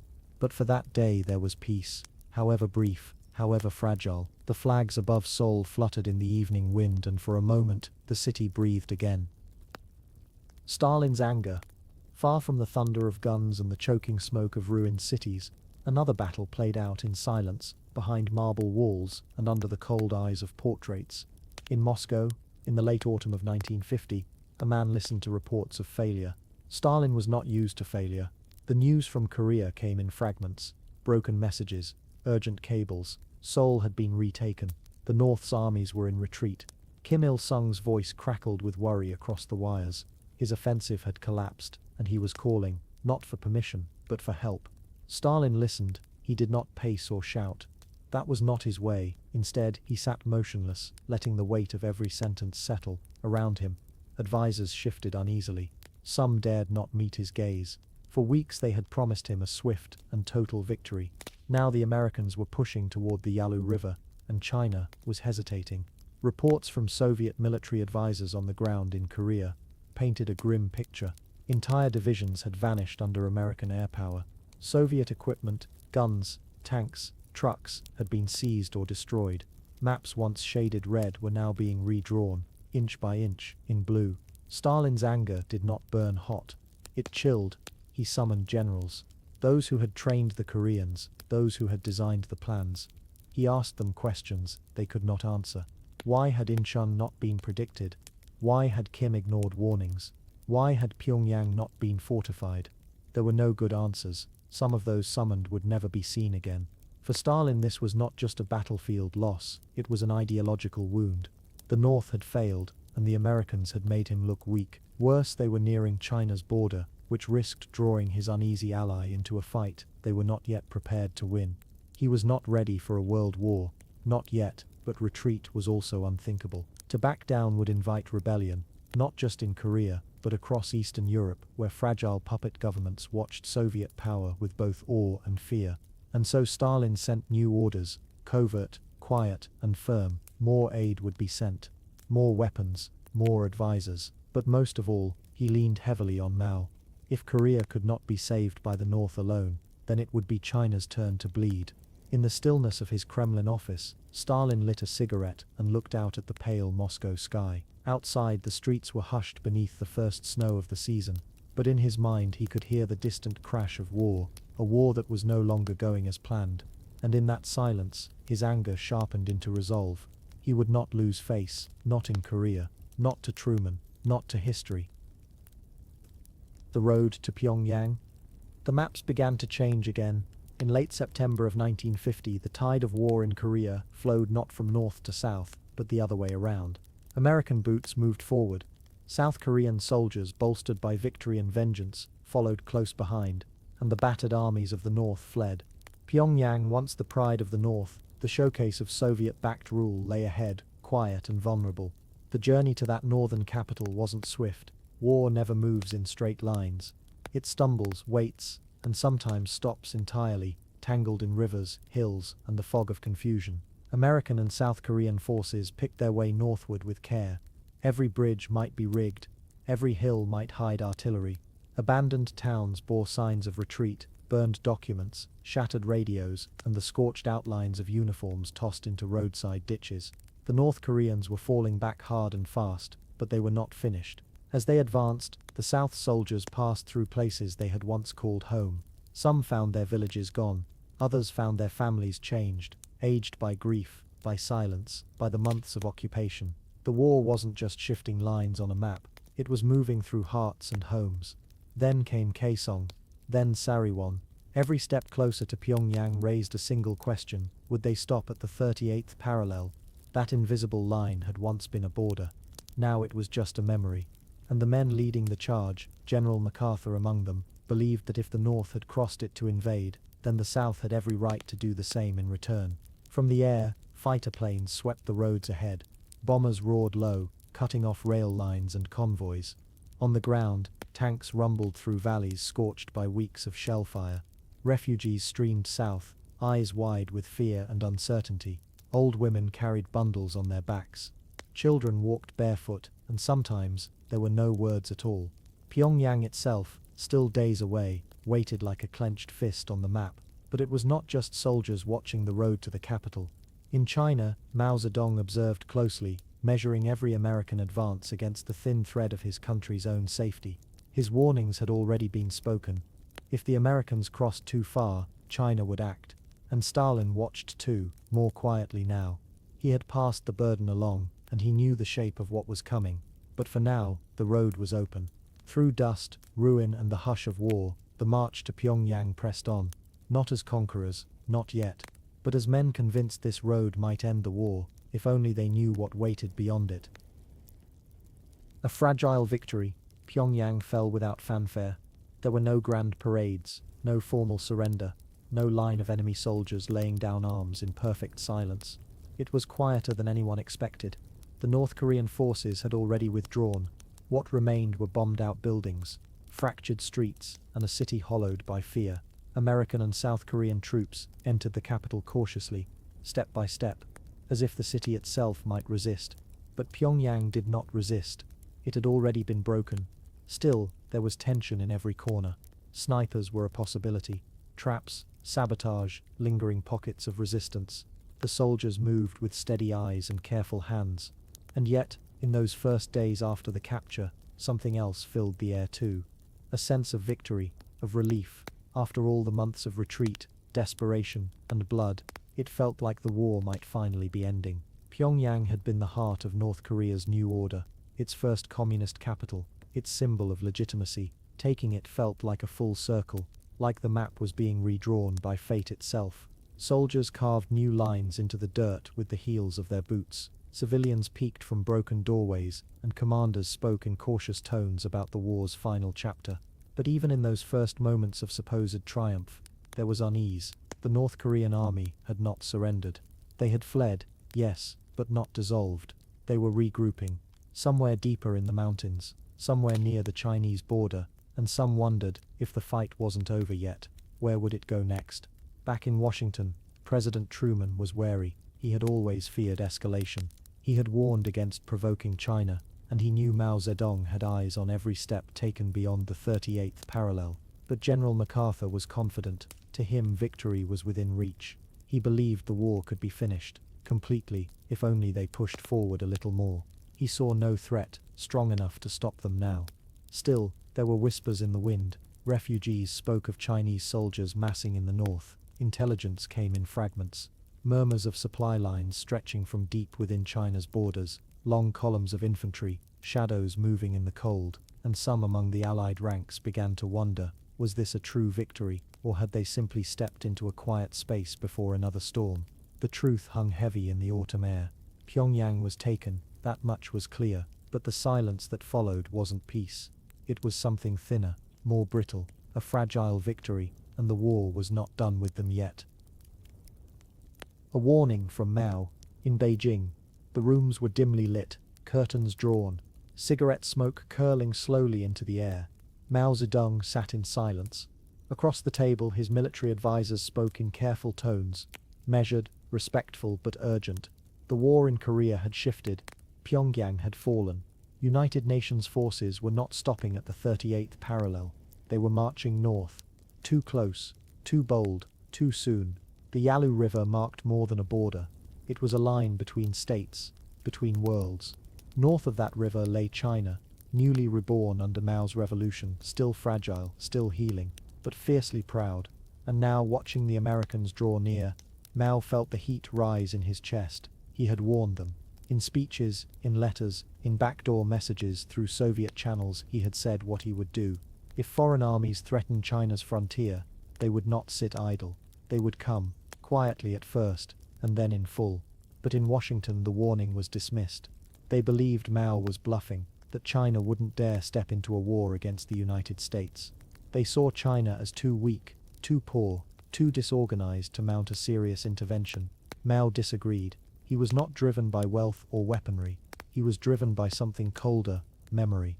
China had been humiliated for over a century, carved up by empires, mocked, divided, ruled by foreign hands. But not anymore, not under Mao. He would not let American tanks roll up to the river and peer across into Chinese land. Not again. Not now. So he called upon Peng Dehuai, his trusted general, and gave him quiet orders. Mobilize. Move under nightfall. Cross the Yalu. But don't be seen. Not yet. Let the Americans grow comfortable. Let them think they've won. Let them push north without fear. And then, we strike. Back in Korea there were rumors among the UN troops, stories of strange movements in the hills, locals whispering of soldiers with different accents, different boots, moving only in darkness. But there was no confirmation, and General MacArthur, convinced of his strategy, pressed forward. He saw no enemy strong enough to stop him, not in the North Koreans, not in the weather, and certainly not in China. Mao watched this unfold with sharp eyes, and then softly he spoke the words that would echo across Asia for generations. If we don't fight back now, we'll have to fight them later, but on our land. The die was cast. The river would soon be crossed, and the war was about to become something far larger than anyone had feared. General MacArthur ignores it. Autumn deepened in Korea. The nights grew longer, colder. The leaves along the mountain ridges turned to flame, burnt orange, deep red, fading gold, before falling, one by one, into the frost-crusted ground. And the war, it seemed nearly over. To General Douglas MacArthur, it was the nearing of victory. Seoul had been reclaimed. Pyongyang had fallen with little resistance. North Korean forces were shattered, their armies scattered across hills and valleys. The 38th parallel, once a hard line drawn by politics, had been crossed and left behind. UN troops now stood on ground that just weeks earlier had flown the red banner of the North. Washington grew cautious, but MacArthur did not. Warnings had come in steadily, diplomatic notes from India, hushed messages via Soviet intermediaries, private communiques from Beijing, all saying the same thing: if foreign troops approached the Yalu River, the edge of Chinese territory, there would be consequences. But MacArthur believed otherwise. To him, the Chinese were bluffing. He saw their threats as the desperate warnings of a government too newly formed, too unstable, too weak to challenge a seasoned army like his. He dismissed intelligence reports of Chinese troop movements in Manchuria, called them unconfirmed, exaggerated, fear-driven. He even told his commanders that the Chinese wouldn't dare strike, because if they did, well, the full might of the American military would answer. And in that belief, he pushed on, north, ever north, up into rugged hills where the wind bit like knives and the terrain offered little cover. The roads narrowed, the rivers iced, the supply lines stretched thin. Still, MacArthur pressed forward. He was determined to end the war quickly, decisively. His dream was to unify Korea under the South and be home by Christmas. So he ignored Mao's warnings, ignored Truman's growing unease, ignored even the shifting tone of his own advisors, some of whom quietly questioned the wisdom of advancing so deep, so fast, so far from home support. To MacArthur, this was the last chapter. He called it mopping up. But far across the river in the dark hills of Manchuria, tens of thousands of Chinese soldiers waited, silent, camouflaged by forest, moving only by night, eating cold rations, waiting for the order. And still, MacArthur dismissed it all. He had written too many war plans, won too many battles, stood in too many rooms filled with applause. He believed that if he moved quickly enough, if he struck boldly enough, the war would end before China could even think of interfering. He saw himself not just as a general, but as the architect of Asia's future. But even architects can be blindsided. Even the confident can miss what lurks in the hills, and what came next would shake the confidence of the world. China prepares in silence, up in the shadowed mountains beyond the Yalu River, where the trees thin and the frost clings to every pine needle. Something vast was stirring, not loudly, not with fanfare, but with purpose, with discipline, and most of all, with silence. China was preparing, not with parades or speeches. There were no drums, no songs, no grand declarations of war, only the sound of boots through brittle underbrush, of whispered orders, of quiet breaths steaming in the cold Manchurian air. Chairman Mao Zedong had made his decision. Despite the exhaustion of civil war, despite famine and economic chaos, he believed China could not allow foreign troops to sit at its doorstep. The mountains of Korea were too close. The American forces were too bold. The memory of foreign invasions still lingered bitterly in every Chinese official's mind, from the Opium Wars to the occupation of Beijing. Never again, Mao had said, never again would foreign armies march unchecked near Chinese soil. And so he summoned an army. But not just any army. They called themselves the Chinese People's Volunteer Army. It was a careful name, meant to suggest China wasn't truly at war, that these were just volunteers, acting independently. An illusion, crafted for diplomacy. But every man in that army knew the truth. This was China's fight, now. They came quietly, often by night. Tens of thousands of soldiers crossed the Yalu under moonlight. No trucks, no tanks, no radios. They moved in columns hidden by forests and fog. Supplies were hauled by mule, or by hand. Sometimes they went days without fire, without speaking above a whisper. They cooked no hot food. They lit no lamps. The cold was sharp, and hunger ever present. But they had been trained for this. Veterans of years of war against the nationalists. hardened by long marches and guerrilla campaigns. They didn't need creature comforts, only orders, and those orders came straight from Mao: defend the homeland. Do not let the Americans reach our border. And if you must fight, fight like shadows. MacArthur, in his headquarters far to the south, remained unaware, or perhaps he simply didn't believe it. American planes flew overhead by day, but the Chinese forces traveled at night. They hid in caves, in valleys, in forests. They scattered to avoid detection, then regrouped with perfect discipline. And still they came, tens of thousands, then more. By late October, nearly 200,000 Chinese soldiers had crossed into North Korea, and the hills were full of whispers. The UN forces continued north, bold and unaware, their breath forming clouds in the frozen air, their boots crunching snow along narrow ridgelines. They believed the war was ending. But in the woods behind them, the war was only just beginning, and the wind, cold and constant, carried with it the quiet warning that something unseen was waiting, watching. Crossing the Yalu in the night. There was no sunrise when they crossed, no cheering, no trumpets, only darkness, wind, and the quiet churn of the Yalu River. The Chinese soldiers moved like smoke, silent, slow, invisible. The water was bitter cold, but they didn't stop. One by one, small groups of men slipped from the northern bank, crossing into Korea with little more than rifles and resolve. Their breath came out in clouds. Their boots left no tracks. This was not an army that came to boast. This was an army that came to disappear. Commanders had planned each crossing with precision. Some soldiers waded through the shallows at night, boots tied around their necks, weapons lifted high. Others moved across on makeshift rafts or narrow bridges fashioned from logs and canvas. The Yalu was wide, but it could not hold them back. They moved in silence, no lights, no voices, under the gaze of 1,000 stars and a waning moon.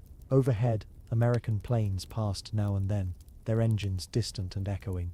But there was nothing to see, no convoys, no campfires, no columns of dust. Just quiet hills and a black river. By the time morning arrived, entire divisions had vanished across the water. They didn't set up camps, they melted into the landscape. Villages emptied to make room. Farmers turned over their stables, soldiers shared rice and silence. When they moved at dusk. When they stopped, they buried their fires and lay beneath branches. Each man carried little, a few pounds of food, a blanket, a weapon, a mission. Mao had ordered the crossing personally, not to conquer, but to push back. To remind the world that China would not be encircled. The world thought it had China cornered, but it was China that had now stepped forward. By mid-October 1950, over 180,000 men had crossed. Still the Americans didn't know, or didn't believe. General MacArthur, confident in his victories, insisted the Chinese wouldn't dare. His orders sent American forces racing toward the northern border, believing the war was almost won. But beneath the surface of hills and trees, entire armies crouched in silence. Waiting, every step the UN forces took deeper into North Korea brought them closer to a trap, and the river behind them, once thought a boundary, was now just a memory swallowed by the dark. That night, the Yalu carried only ripples, and those ripples would soon reach the heart of the war. The coldest winter. The snow came early that year. It began with a hush, soft flakes falling over the Korean hills, quieting even the crack of distant gunfire. First a dusting, then a veil. Trees stiffened with frost. The rivers slowed, and the roads became little more than white scars, twisting through a frozen land. For the soldiers, it was the kind of cold that crept inside your bones. Wool soaked with meltwater froze, stiff before morning. Rifle oil thickened. Fingers, once calloused from trigger pulls, now cracked and bled from exposure. Campfires were rare, movement became slower, and breath, always visible, always rising, was the only warmth they had left to share. The Chinese called it the war to resist America. The Americans called it a nightmare. This was no longer a battle of tactics, but of endurance, of who could survive longest in a place where winter wasn't just weather. It was a weapon. By December, the winds screamed through the valleys like ghosts. Chinese forces, hardened from earlier campaigns, had learned to move with the cold rather than against it. They wrapped themselves in quilted cotton coats, used the landscape like a cloak. Every hill became a hiding place, every ravine a waiting mouth, and the Americans, so confident weeks before, now found themselves retreating, mile by mile, on feet, blackened by frostbite. Tanks stalled in the ice. Jeeps needed fires lit beneath them just to start in the morning. Medics worked with numb hands, and letters from home arrived stiff with snow. In the chosen reservoir, the battle grew bitter. Marines surrounded. Temperatures falling to 40 below. Ammunition froze. Canteens cracked. Men huddled together, back to back, just to make it to the next dawn. Some called it hell, others called it survival. But through it all, there was silence. That long, unbroken silence that only winter brings. The kind that made every crunch of snow underfoot feel loud. The kind that made every memory of warmth feel like a lie. And yet they endured. It was the coldest winter, not just by temperature, but by the weight of uncertainty, the ache of hunger, the sting of loss. For some it was the last winter they would ever know. For others, it was the winter that would haunt their dreams long after the war was over. The sun still rose, of course. Pale and far away, but in those weeks even sunlight seemed unsure of its place. And Korea slept beneath a blanket of snow, as soldiers on both sides waited, quietly, for what would come next. The chosen reservoir, up in the mountains of North Korea, winter didn't creep in. It descended. All at once the wind sharpened, the skies turned silver, and the high passes froze under a sky so pale it seemed to echo. And in the middle of that frozen silence, there was a reservoir, a stretch of icy water wrapped by cliffs and ridgelines. Chosen, to the men who were sent there, it didn't feel like a name. It felt like a place the world had forgotten. It was late November, 1950. American and UN forces had pushed deep into the north, chasing what they thought were retreating North Korean soldiers. Victory seemed close. Too close, maybe. General MacArthur had assured the world that the war was nearly over, that by Christmas it would all be finished. But the mountains had other plans. Quietly through night and frost and pine-covered slopes, Chinese soldiers moved, tens of thousands of them. They wore padded cotton coats and carried very little. No tanks, no radios, only rifles, feet wrapped in rags, and orders to encircle the UN forces. And so, at Chosen, the trap closed. Marines and army units, stretched thin across the snow, found themselves cut off. No roads open, no clear escape. Temperatures plunged to 40 degrees below zero.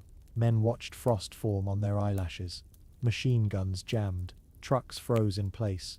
And every movement, every breath, was a risk. The battle didn't rage all at once. It came in waves. In the darkness, bugles sounded.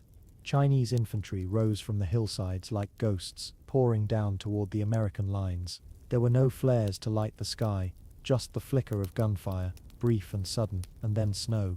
Always snow. Falling through the gun smoke, covering the dead. Over 2 weeks they fought for every hill, every ridge, every frozen bend in the road. The 1st Marine Division held their lines by sheer will, forming defensive circles, fighting their way out foot by frozen foot. They called it a fighting withdrawal. It was more than that, it was survival. And still the cold never let up. Medics found morphine frozen in glass tubes. Blood turned solid on the stretchers. Many who fell didn't move again, not because they were wounded, but because their bodies had simply shut down. But something remarkable happened there too. The surrounded Marines didn't panic. They didn't surrender. They moved. Slowly, steadily, they pushed their way south, carrying their wounded and hauling their dead. They brought out every man they could. Inch by inch they walked through snowdrifts, through ambushes, through night after night of freezing silence. And after 17 days, they broke free. They came down from the mountains, limping, frostbitten, exhausted, but they came down together. The Battle of the Chosen Reservoir was not a clear victory for anyone. The Chinese had stopped the UN advance, but the Marines had survived the impossible, and for those who lived through it, the word chosen would never be just a place on a map. It would be a memory that stung like cold air in the lungs, a silence that sometimes came back in dreams, a place where winter and war became one. Fighting and freezing. Snow drifted across the boots of men who had stopped walking hours ago. Their breaths rose in white clouds. Rifles clinked softly as frost formed on the metal. Somewhere beyond the ridgeline, gunfire echoed. But slowly, like thunder rolling away, most of the noise now came from the wind. Cold like that doesn't knock on your door. It walks through it, sits beside you, creeps into your gloves, your collar, your bones. And the men fighting in the Korean mountains in December of 1950 were learning that the hard way, After the brutal escape from the Chosin Reservoir, UN forces, mostly American and South Korean, with a scattering of British and Commonwealth troops, found themselves facing something even more dangerous than bullets. The winter. Temperatures dropped so far that even engines gave up, guns misfired, batteries died. Medics ran out of ways to treat frostbite. Men slept sitting up, too afraid to take off their boots, knowing frozen skin might peel away with the socks. Fingers blackened, faces blistered. Some simply collapsed and didn't wake up. But it wasn't just the weather. The Chinese forces kept pressing, quiet, coordinated, and relentless. No radios, no lights, just movement in the dark. They attacked at night, slipped back into the forests by morning. Their winter gear was light, but they were used to this kind of terrain, this kind of fight, and they kept coming. By now the goal had shifted. The UN troops weren't just trying to hold ground anymore, they were trying to stay alive. At the same time, the long convoys of retreat, hundreds of trucks and foot columns moved southward through frozen valleys, picking up civilians as they went. Women, children, whole families fled from the villages, walking alongside soldiers, babies wrapped in rags, old men pushed on makeshift sleds, and everywhere the snow. Yet even in the middle of such harshness, strange little moments of humanity surfaced. A chaplain stopped in a bombed-out church to warm the hands of a crying child. Soldiers shared canned peaches with villagers who hadn't eaten in days. One man sat alone in the snow, humming a lullaby from home, staring at the horizon like it might eventually open into spring. Sometimes, when the wind died down, the whole landscape seemed to hold its breath. The fighting did not stop, but it slowed, scattered, stretched. In the narrow mountain passes and high ridgelines, each step forward was a contest, not just against the enemy, but against nature itself. And though the maps called them by names, Hamhung, Hagaru, Kotoru, for the men who passed through them, those places became something else entirely. Places where frost could kill faster than bullets, where a hot cup of coffee, if you had one, felt like a gift from another world. The Korean War had begun in summer heat, but now it lived in snow and silence. And as 1950 gave way to 1951, the question was no longer who would win, but who would endure. Retreat back to the 38th. By early 1951, the once bold march north had turned into a long, quiet retreat. Snow still coated the hills, frozen rivers cracked under boots and wheels, but the roads now pointed south, back toward the line where it all began, the 38th parallel. There was no ceremony, no grand order to fall back, just whispers passed between officers, folded maps drawn with new lines, and the steady hum of engines as trucks rolled into the mountains. The UN forces were withdrawing, after months of brutal winter combat and a surprise Chinese intervention that swept in like a shadow across the night. The once confident hopes of ending the war quickly had all but vanished. Now, soldiers were told to hold positions where they could, fall back when they had to, and protect the southern cities, especially Seoul. And Seoul had already seen too much. The city had fallen, been reclaimed, and now threatened to fall again. Its people lived like smoke, flickering between shelters and shattered homes, waiting. Every rooftop seemed to carry the weight of uncertainty. Some stayed, some fled, some simply watched the road, trying to read the movement of soldiers like omens. For the men retreating from the north, each mile south was filled with silence. Not defeat, just exhaustion. They passed through villages they'd fought for, past signs with bullet holes, bridges rebuilt and bombed again. Even the mountains seemed to lean in, listening. At times there were sudden clashes, small ambushes, sniper fire, mortar bursts echoing off frozen stone. But most days it was just the cold, the march, the creak of boots. And still, the Chinese came, not in huge waves now, but in tendrils, probing, pressing. They moved fast, often on foot, with little gear. The UN forces, slower and weighed down, had to stay alert. Every valley could hold a trap, every rise might reveal an advancing column, yet they didn't break. There were commanders who refused to give up high ground without a fight, who turned frozen ridges into temporary fortresses. There were rear guard units, who stayed behind to cover the retreat, lighting fires to fool the enemy into thinking more soldiers remained. Acts of quiet bravery unfolded like pages no one would ever read. And when the retreat finally reached the hills near the 38th parallel, the line the world had drawn years before, something strange happened. The soldiers stopped, they dug in, rebuilt trenches, checked rifles, shared cigarettes, and stared across the distance. into the space between two Koreas that had once been one.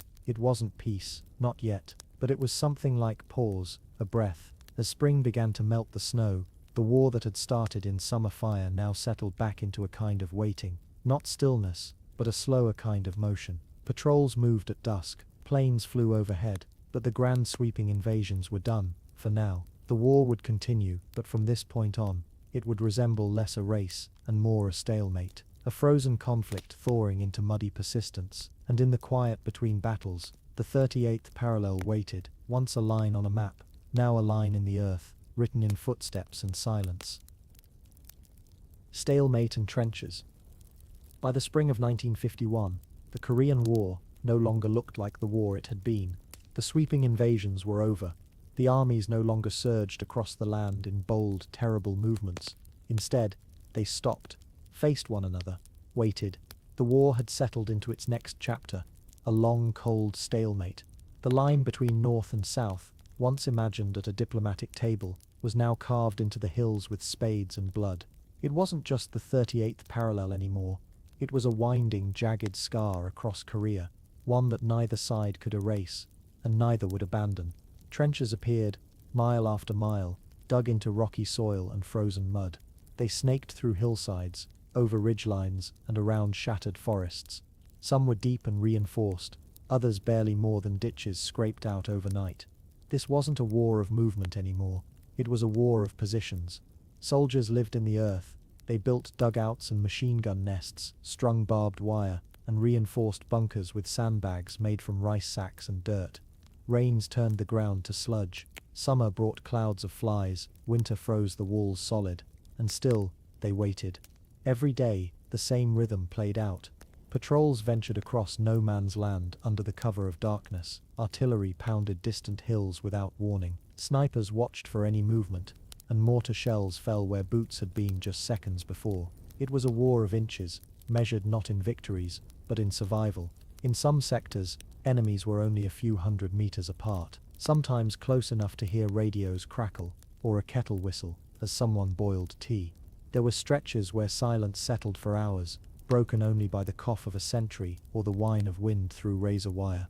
Other times, the night lit up with gunfire and flares, like storms breaking across the sky.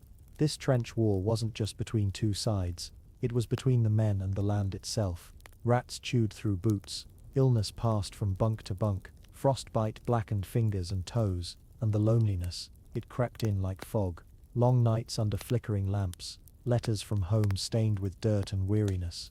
Men learned to sleep with their rifles, to listen for footsteps in the snow, to wake before the dawn, and still, there were moments of strange stillness. In one valley, a Korean farmer returned to plant rice between two hills where soldiers had faced off for months. Neither side stopped him. He worked in silence, tilling his narrow field while men with rifles watched from above. A small reminder of life outside the war, quiet, stubborn, and somehow untouched. Back at headquarters, maps were redrawn weekly, but the line barely moved. Negotiations had begun at Panmunjom, a village few had ever heard of before. Talks of peace crept forward as slowly as the war itself, but at the front, nothing changed. The trenches remained, and every soldier knew until the papers were signed, the silence could end at any moment. By now, most had accepted that this war might never truly end, not with a victory, not with a surrender, just with waiting. And that was perhaps the hardest part. In the end, the war became a place, a long, narrow strip of land,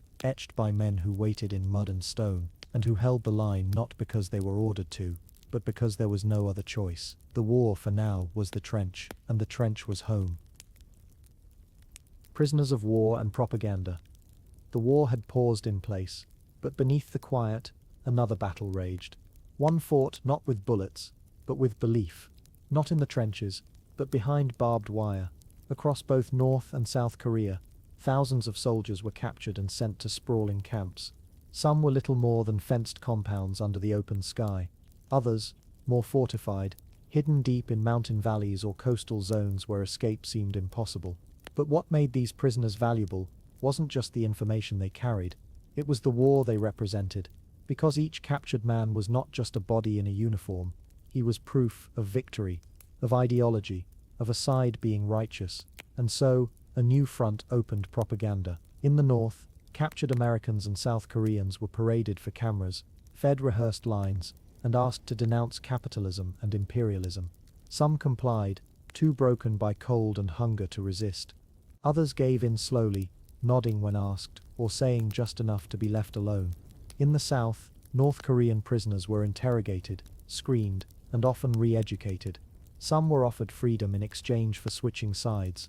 Others resisted, clinging to the teachings of their homeland, refusing to accept food or instruction. But the most difficult question wasn't how prisoners were treated, it was what they believed once the war was over.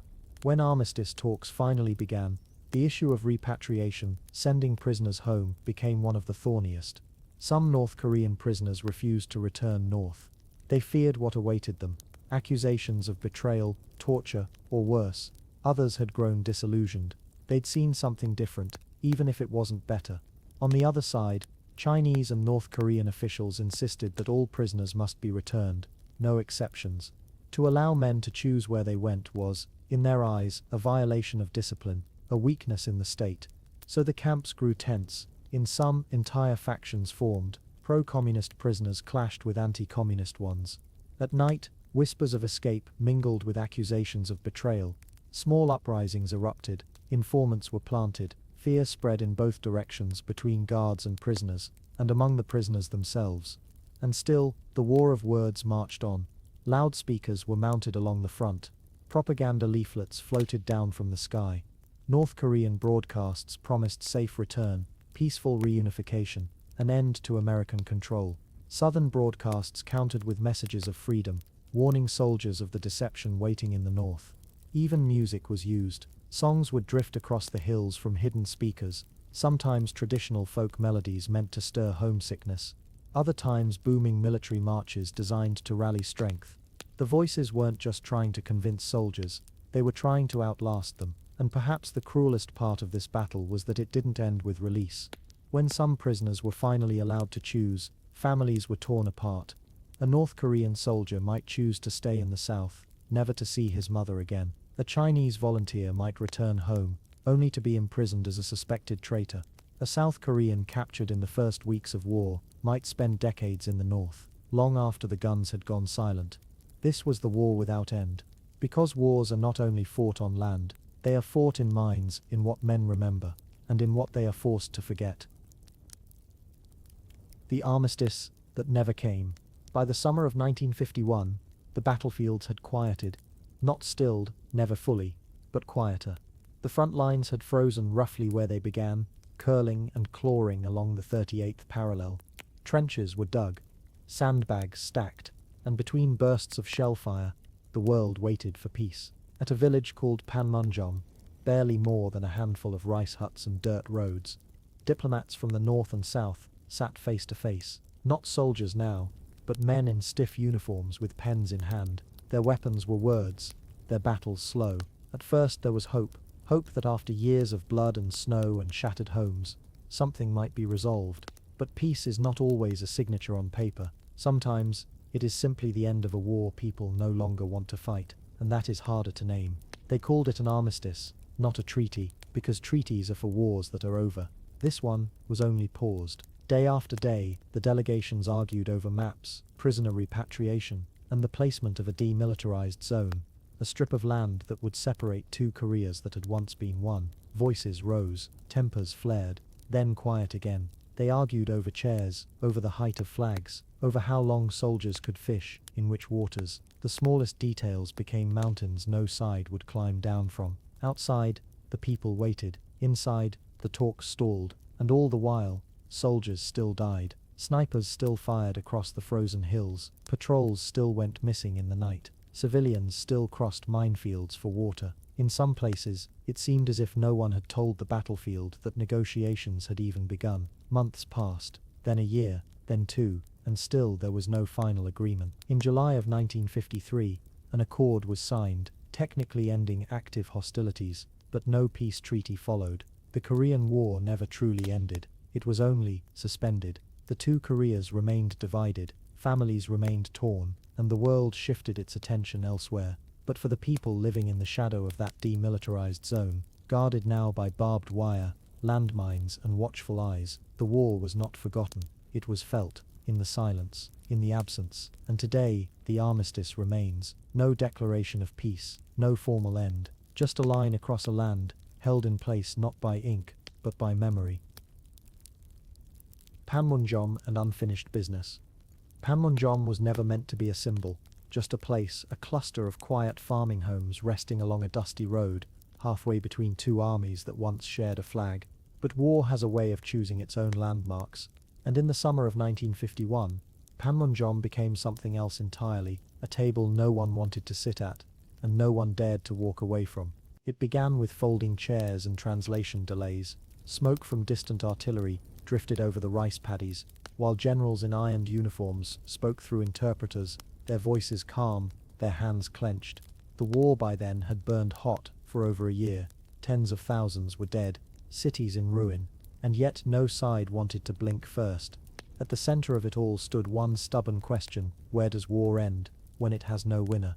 The talks dragged on, over maps and measurements, over which prisoners would be sent home, and which would stay, over the precise location of a demilitarized zone, how wide, how long, and who would guard its silence.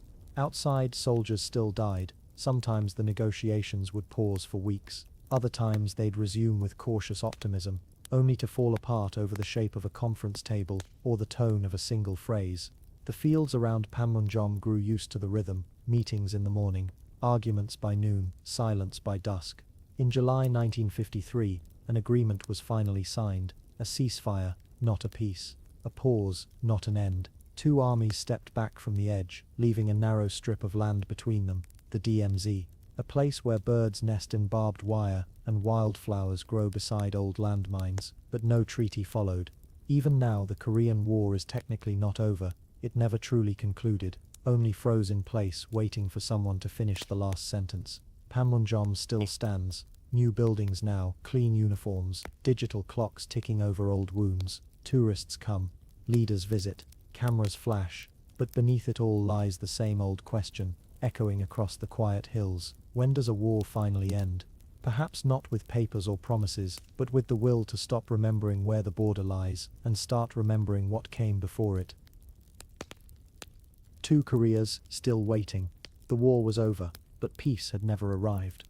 Across the narrow ribbon of barbed wire and minefields, two nations stood staring at one another, neither defeated, neither at ease. The 38th parallel was now a demilitarized zone, but it pulsed with tension, watched day and night by eyes on both sides. Korea had not healed, it had simply paused. In the south, cities were rebuilt in the shadows of ruined ones.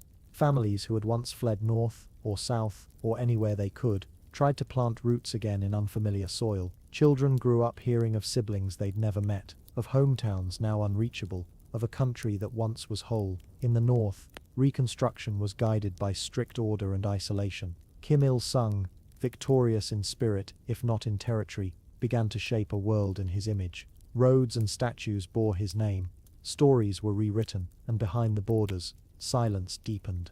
For years, the two Koreas stared each other down, not with armies marching, but with radio waves, propaganda balloons, and broadcasts that floated over the barbed wire like ghosts. Families would stand on hilltops in the south, with binoculars, hoping to catch sight of a town from before the war.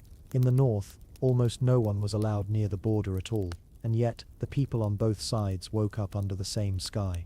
Ate rice grown from the same soil, told stories from the same ancient folk tales. The war had drawn a line, but it couldn't undo 1,000 years of shared history. Time passed, leaders changed, but the border stayed. Sometimes, hope flickered, a handshake at a summit, a brief reunion of families, weeping as they embraced for the first time in 50 years, a train track rebuilt, if only to stop again. And sometimes, the old fears returned, missiles tested, speeches made, soldiers posturing in the cold wind, but the war never ended. Not officially, just held in place by paperwork and the weight of what it might cost to begin again. And so, North Korea and South Korea waited, not quite enemies, not quite friends, just separated, still waiting. Why Korea was forgotten. The fighting had stopped, the dust had settled, but the world didn't sigh in relief. It simply moved on. Korea had been the center of attention once, for a few fleeting years.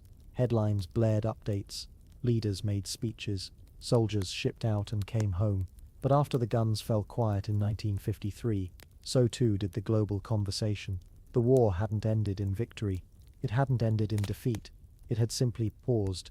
A ceasefire, an armistice, no surrender, no peace treaty, and without a clear ending, the world had trouble remembering it at all.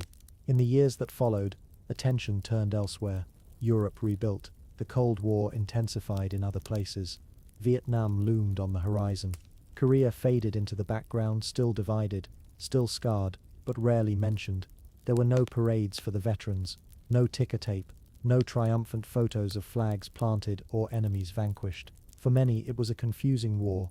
Why it happened, what it changed, who won, and confusion often leads to silence. But in Korea, silence didn't mean forgetting.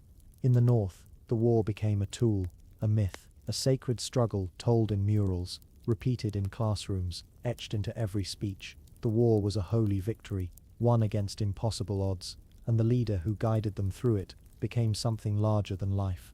In the south, the war lingered more quietly. It was a memory that flickered behind the rapid transformation of cities, behind the buzz of neon lights and crowded subways. It was spoken of in living rooms, in the silence of missing grandparents, in the old black and white photographs tucked away in drawers. The West, meanwhile, filed the war away, a footnote between World War II and Vietnam, a conflict with no clear moral clarity, no cinematic arc, and as years passed, fewer asked about it. Fewer remembered why it had started, or that it had never truly ended. But for those who lived it, for the soldiers who never came home, for the families split across the parallel, for the generations that followed with a border always just over the horizon, it was never forgotten. It simply waited in quiet corners, in border posts, in old diaries, in the tension that never truly dissolved. History doesn't always speak in trumpets or banners. Sometimes, it just waits. A war without a victory. No fireworks marked its end. No treaty was signed. No flags were lowered or raised in triumph. The Korean War simply stopped on a humid July day in 1953. There were still soldiers at their posts, still landmines buried in the dirt, still families divided by an invisible line. But the shooting had mostly ended. It wasn't peace. It was a pause. 3 years of fighting had redrawn no permanent borders. The 38th parallel, that invisible line first drawn by outsiders with a pencil and a deadline, still cut the country in two. The North remained the North. The South. Neither side had won what they wanted most, a unified Korea. It was, by every conventional measure, a war without a victory for the United States and its allies. It was the first major test of Cold War resolve. Communism had been contained, but not defeated. Democracy had endured, but not prevailed. It had been a bloody balance, a line held at great cost. For China, it had been a message to the world, a show of strength. Though poorly equipped and fresh from revolution, its army had halted the might of the West. But that message had cost hundreds of thousands of lives, many of them peasant boys, lost in snow and silence far from home. For the Soviet Union, it was a war fought with other people's blood. Their advisors had planned the opening moves. Their weapons had flooded into the north. But when the tide turned, Moscow grew quiet, and the north was left to fight alone. And for Korea, both north and south, it was devastation. Entire cities reduced to ash, bridges shattered, railroads torn up, villages erased. Nearly 5 million people, civilian and soldier alike, were gone. Some vanished into enemy lines, some into shallow graves, some into memories. Yet even in stalemate, both governments claimed victory. In Pyongyang, parades marched past statues of eternal leaders, celebrating the defeat of imperialist enemies. In Seoul, speeches spoke of survival, of freedom preserved at a terrible price. But beneath the slogans and the songs, the people of Korea knew something simpler. They had endured, not triumphed. The war had taken much, and given little in return. No liberation, no unification. Only a new kind of war, the quiet kind, one of barbed wire, loudspeakers, and long shadows cast across the demilitarized zone. And so the Korean War became a story without an ending. A chapter still open, a wound that never closed, not lost, not won, just unfinished.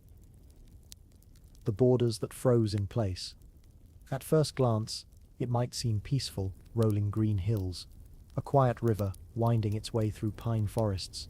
mist curling low in the morning, birds still nest in the trees here, and deer still step lightly through the grass. But look closer, and you'll see the markers, razor wire tracing every rise and dip of the land, warning signs in red and yellow, empty guard towers standing like ghosts, and on either side of the line, silence, tense, waiting silence. This is the demilitarized zone, what they call the DMZ, but there is nothing truly demilitarized about it. Stretching roughly 250 kilometers from coast to coast, and about 4 kilometers wide, it slices the Korean peninsula clean in two. It was meant to be temporary, a space to breathe, to talk, to finally write peace into history. But decades have passed. Generations born, grown, and grown old, and still the line holds. Still no treaty, just an armistice. The war, on paper, never ended. Here at Panmunjom, where the armistice was signed, soldiers from both sides still stand face to face. Blue buildings straddle the border, half in the north, half in the south. Inside, wooden tables sit beneath fluorescent lights, one half of each table in each Korea. Meetings happen here, talks, warnings, sometimes silence, sometimes tension so thick the air feels carved from ice. The border froze in place on July 27, 1953. It has never thawed. Families torn apart by that line haven't seen each other since. Letters went undelivered. Photographs yellowed. Brothers and sisters became strangers. For them, this wasn't a line on a map. It was a missing place at the table, an unanswered knock, a name whispered at night. And yet, in strange ways, the DMZ became something unexpected too. Over the years, nature crept back in, with no people to farm or build. The land grew wild again. Endangered birds nested in the quiet. Rare plants bloomed between tripwires. It is, oddly, one of the most untouched ecosystems on Earth. A war left this scar, but the land in its quiet way tried to heal. Still, the soldiers remain, on both sides of the border, thousands of them, watching, waiting, trained to act in a moment. Subtle movements have meaning. Loudspeakers still hum with old propaganda. And now and then, the old wounds flare, a shot fired, a mine disturbed, a brief reminder that this peace is only ever paper thin. And yet, the border endures, not because it was wise or just or fair, but because both sides remember what came before. And neither wants to be the one to tear open the silence again. The war never ended, but for now, it sleeps. Echoes of 1950 today. Even now, the air over the Korean peninsula carries a kind of hush. Not silence exactly, but something heavier. The kind of quiet that comes after a long conversation ends unfinished. In the north, military parades still echo through Pyongyang's streets.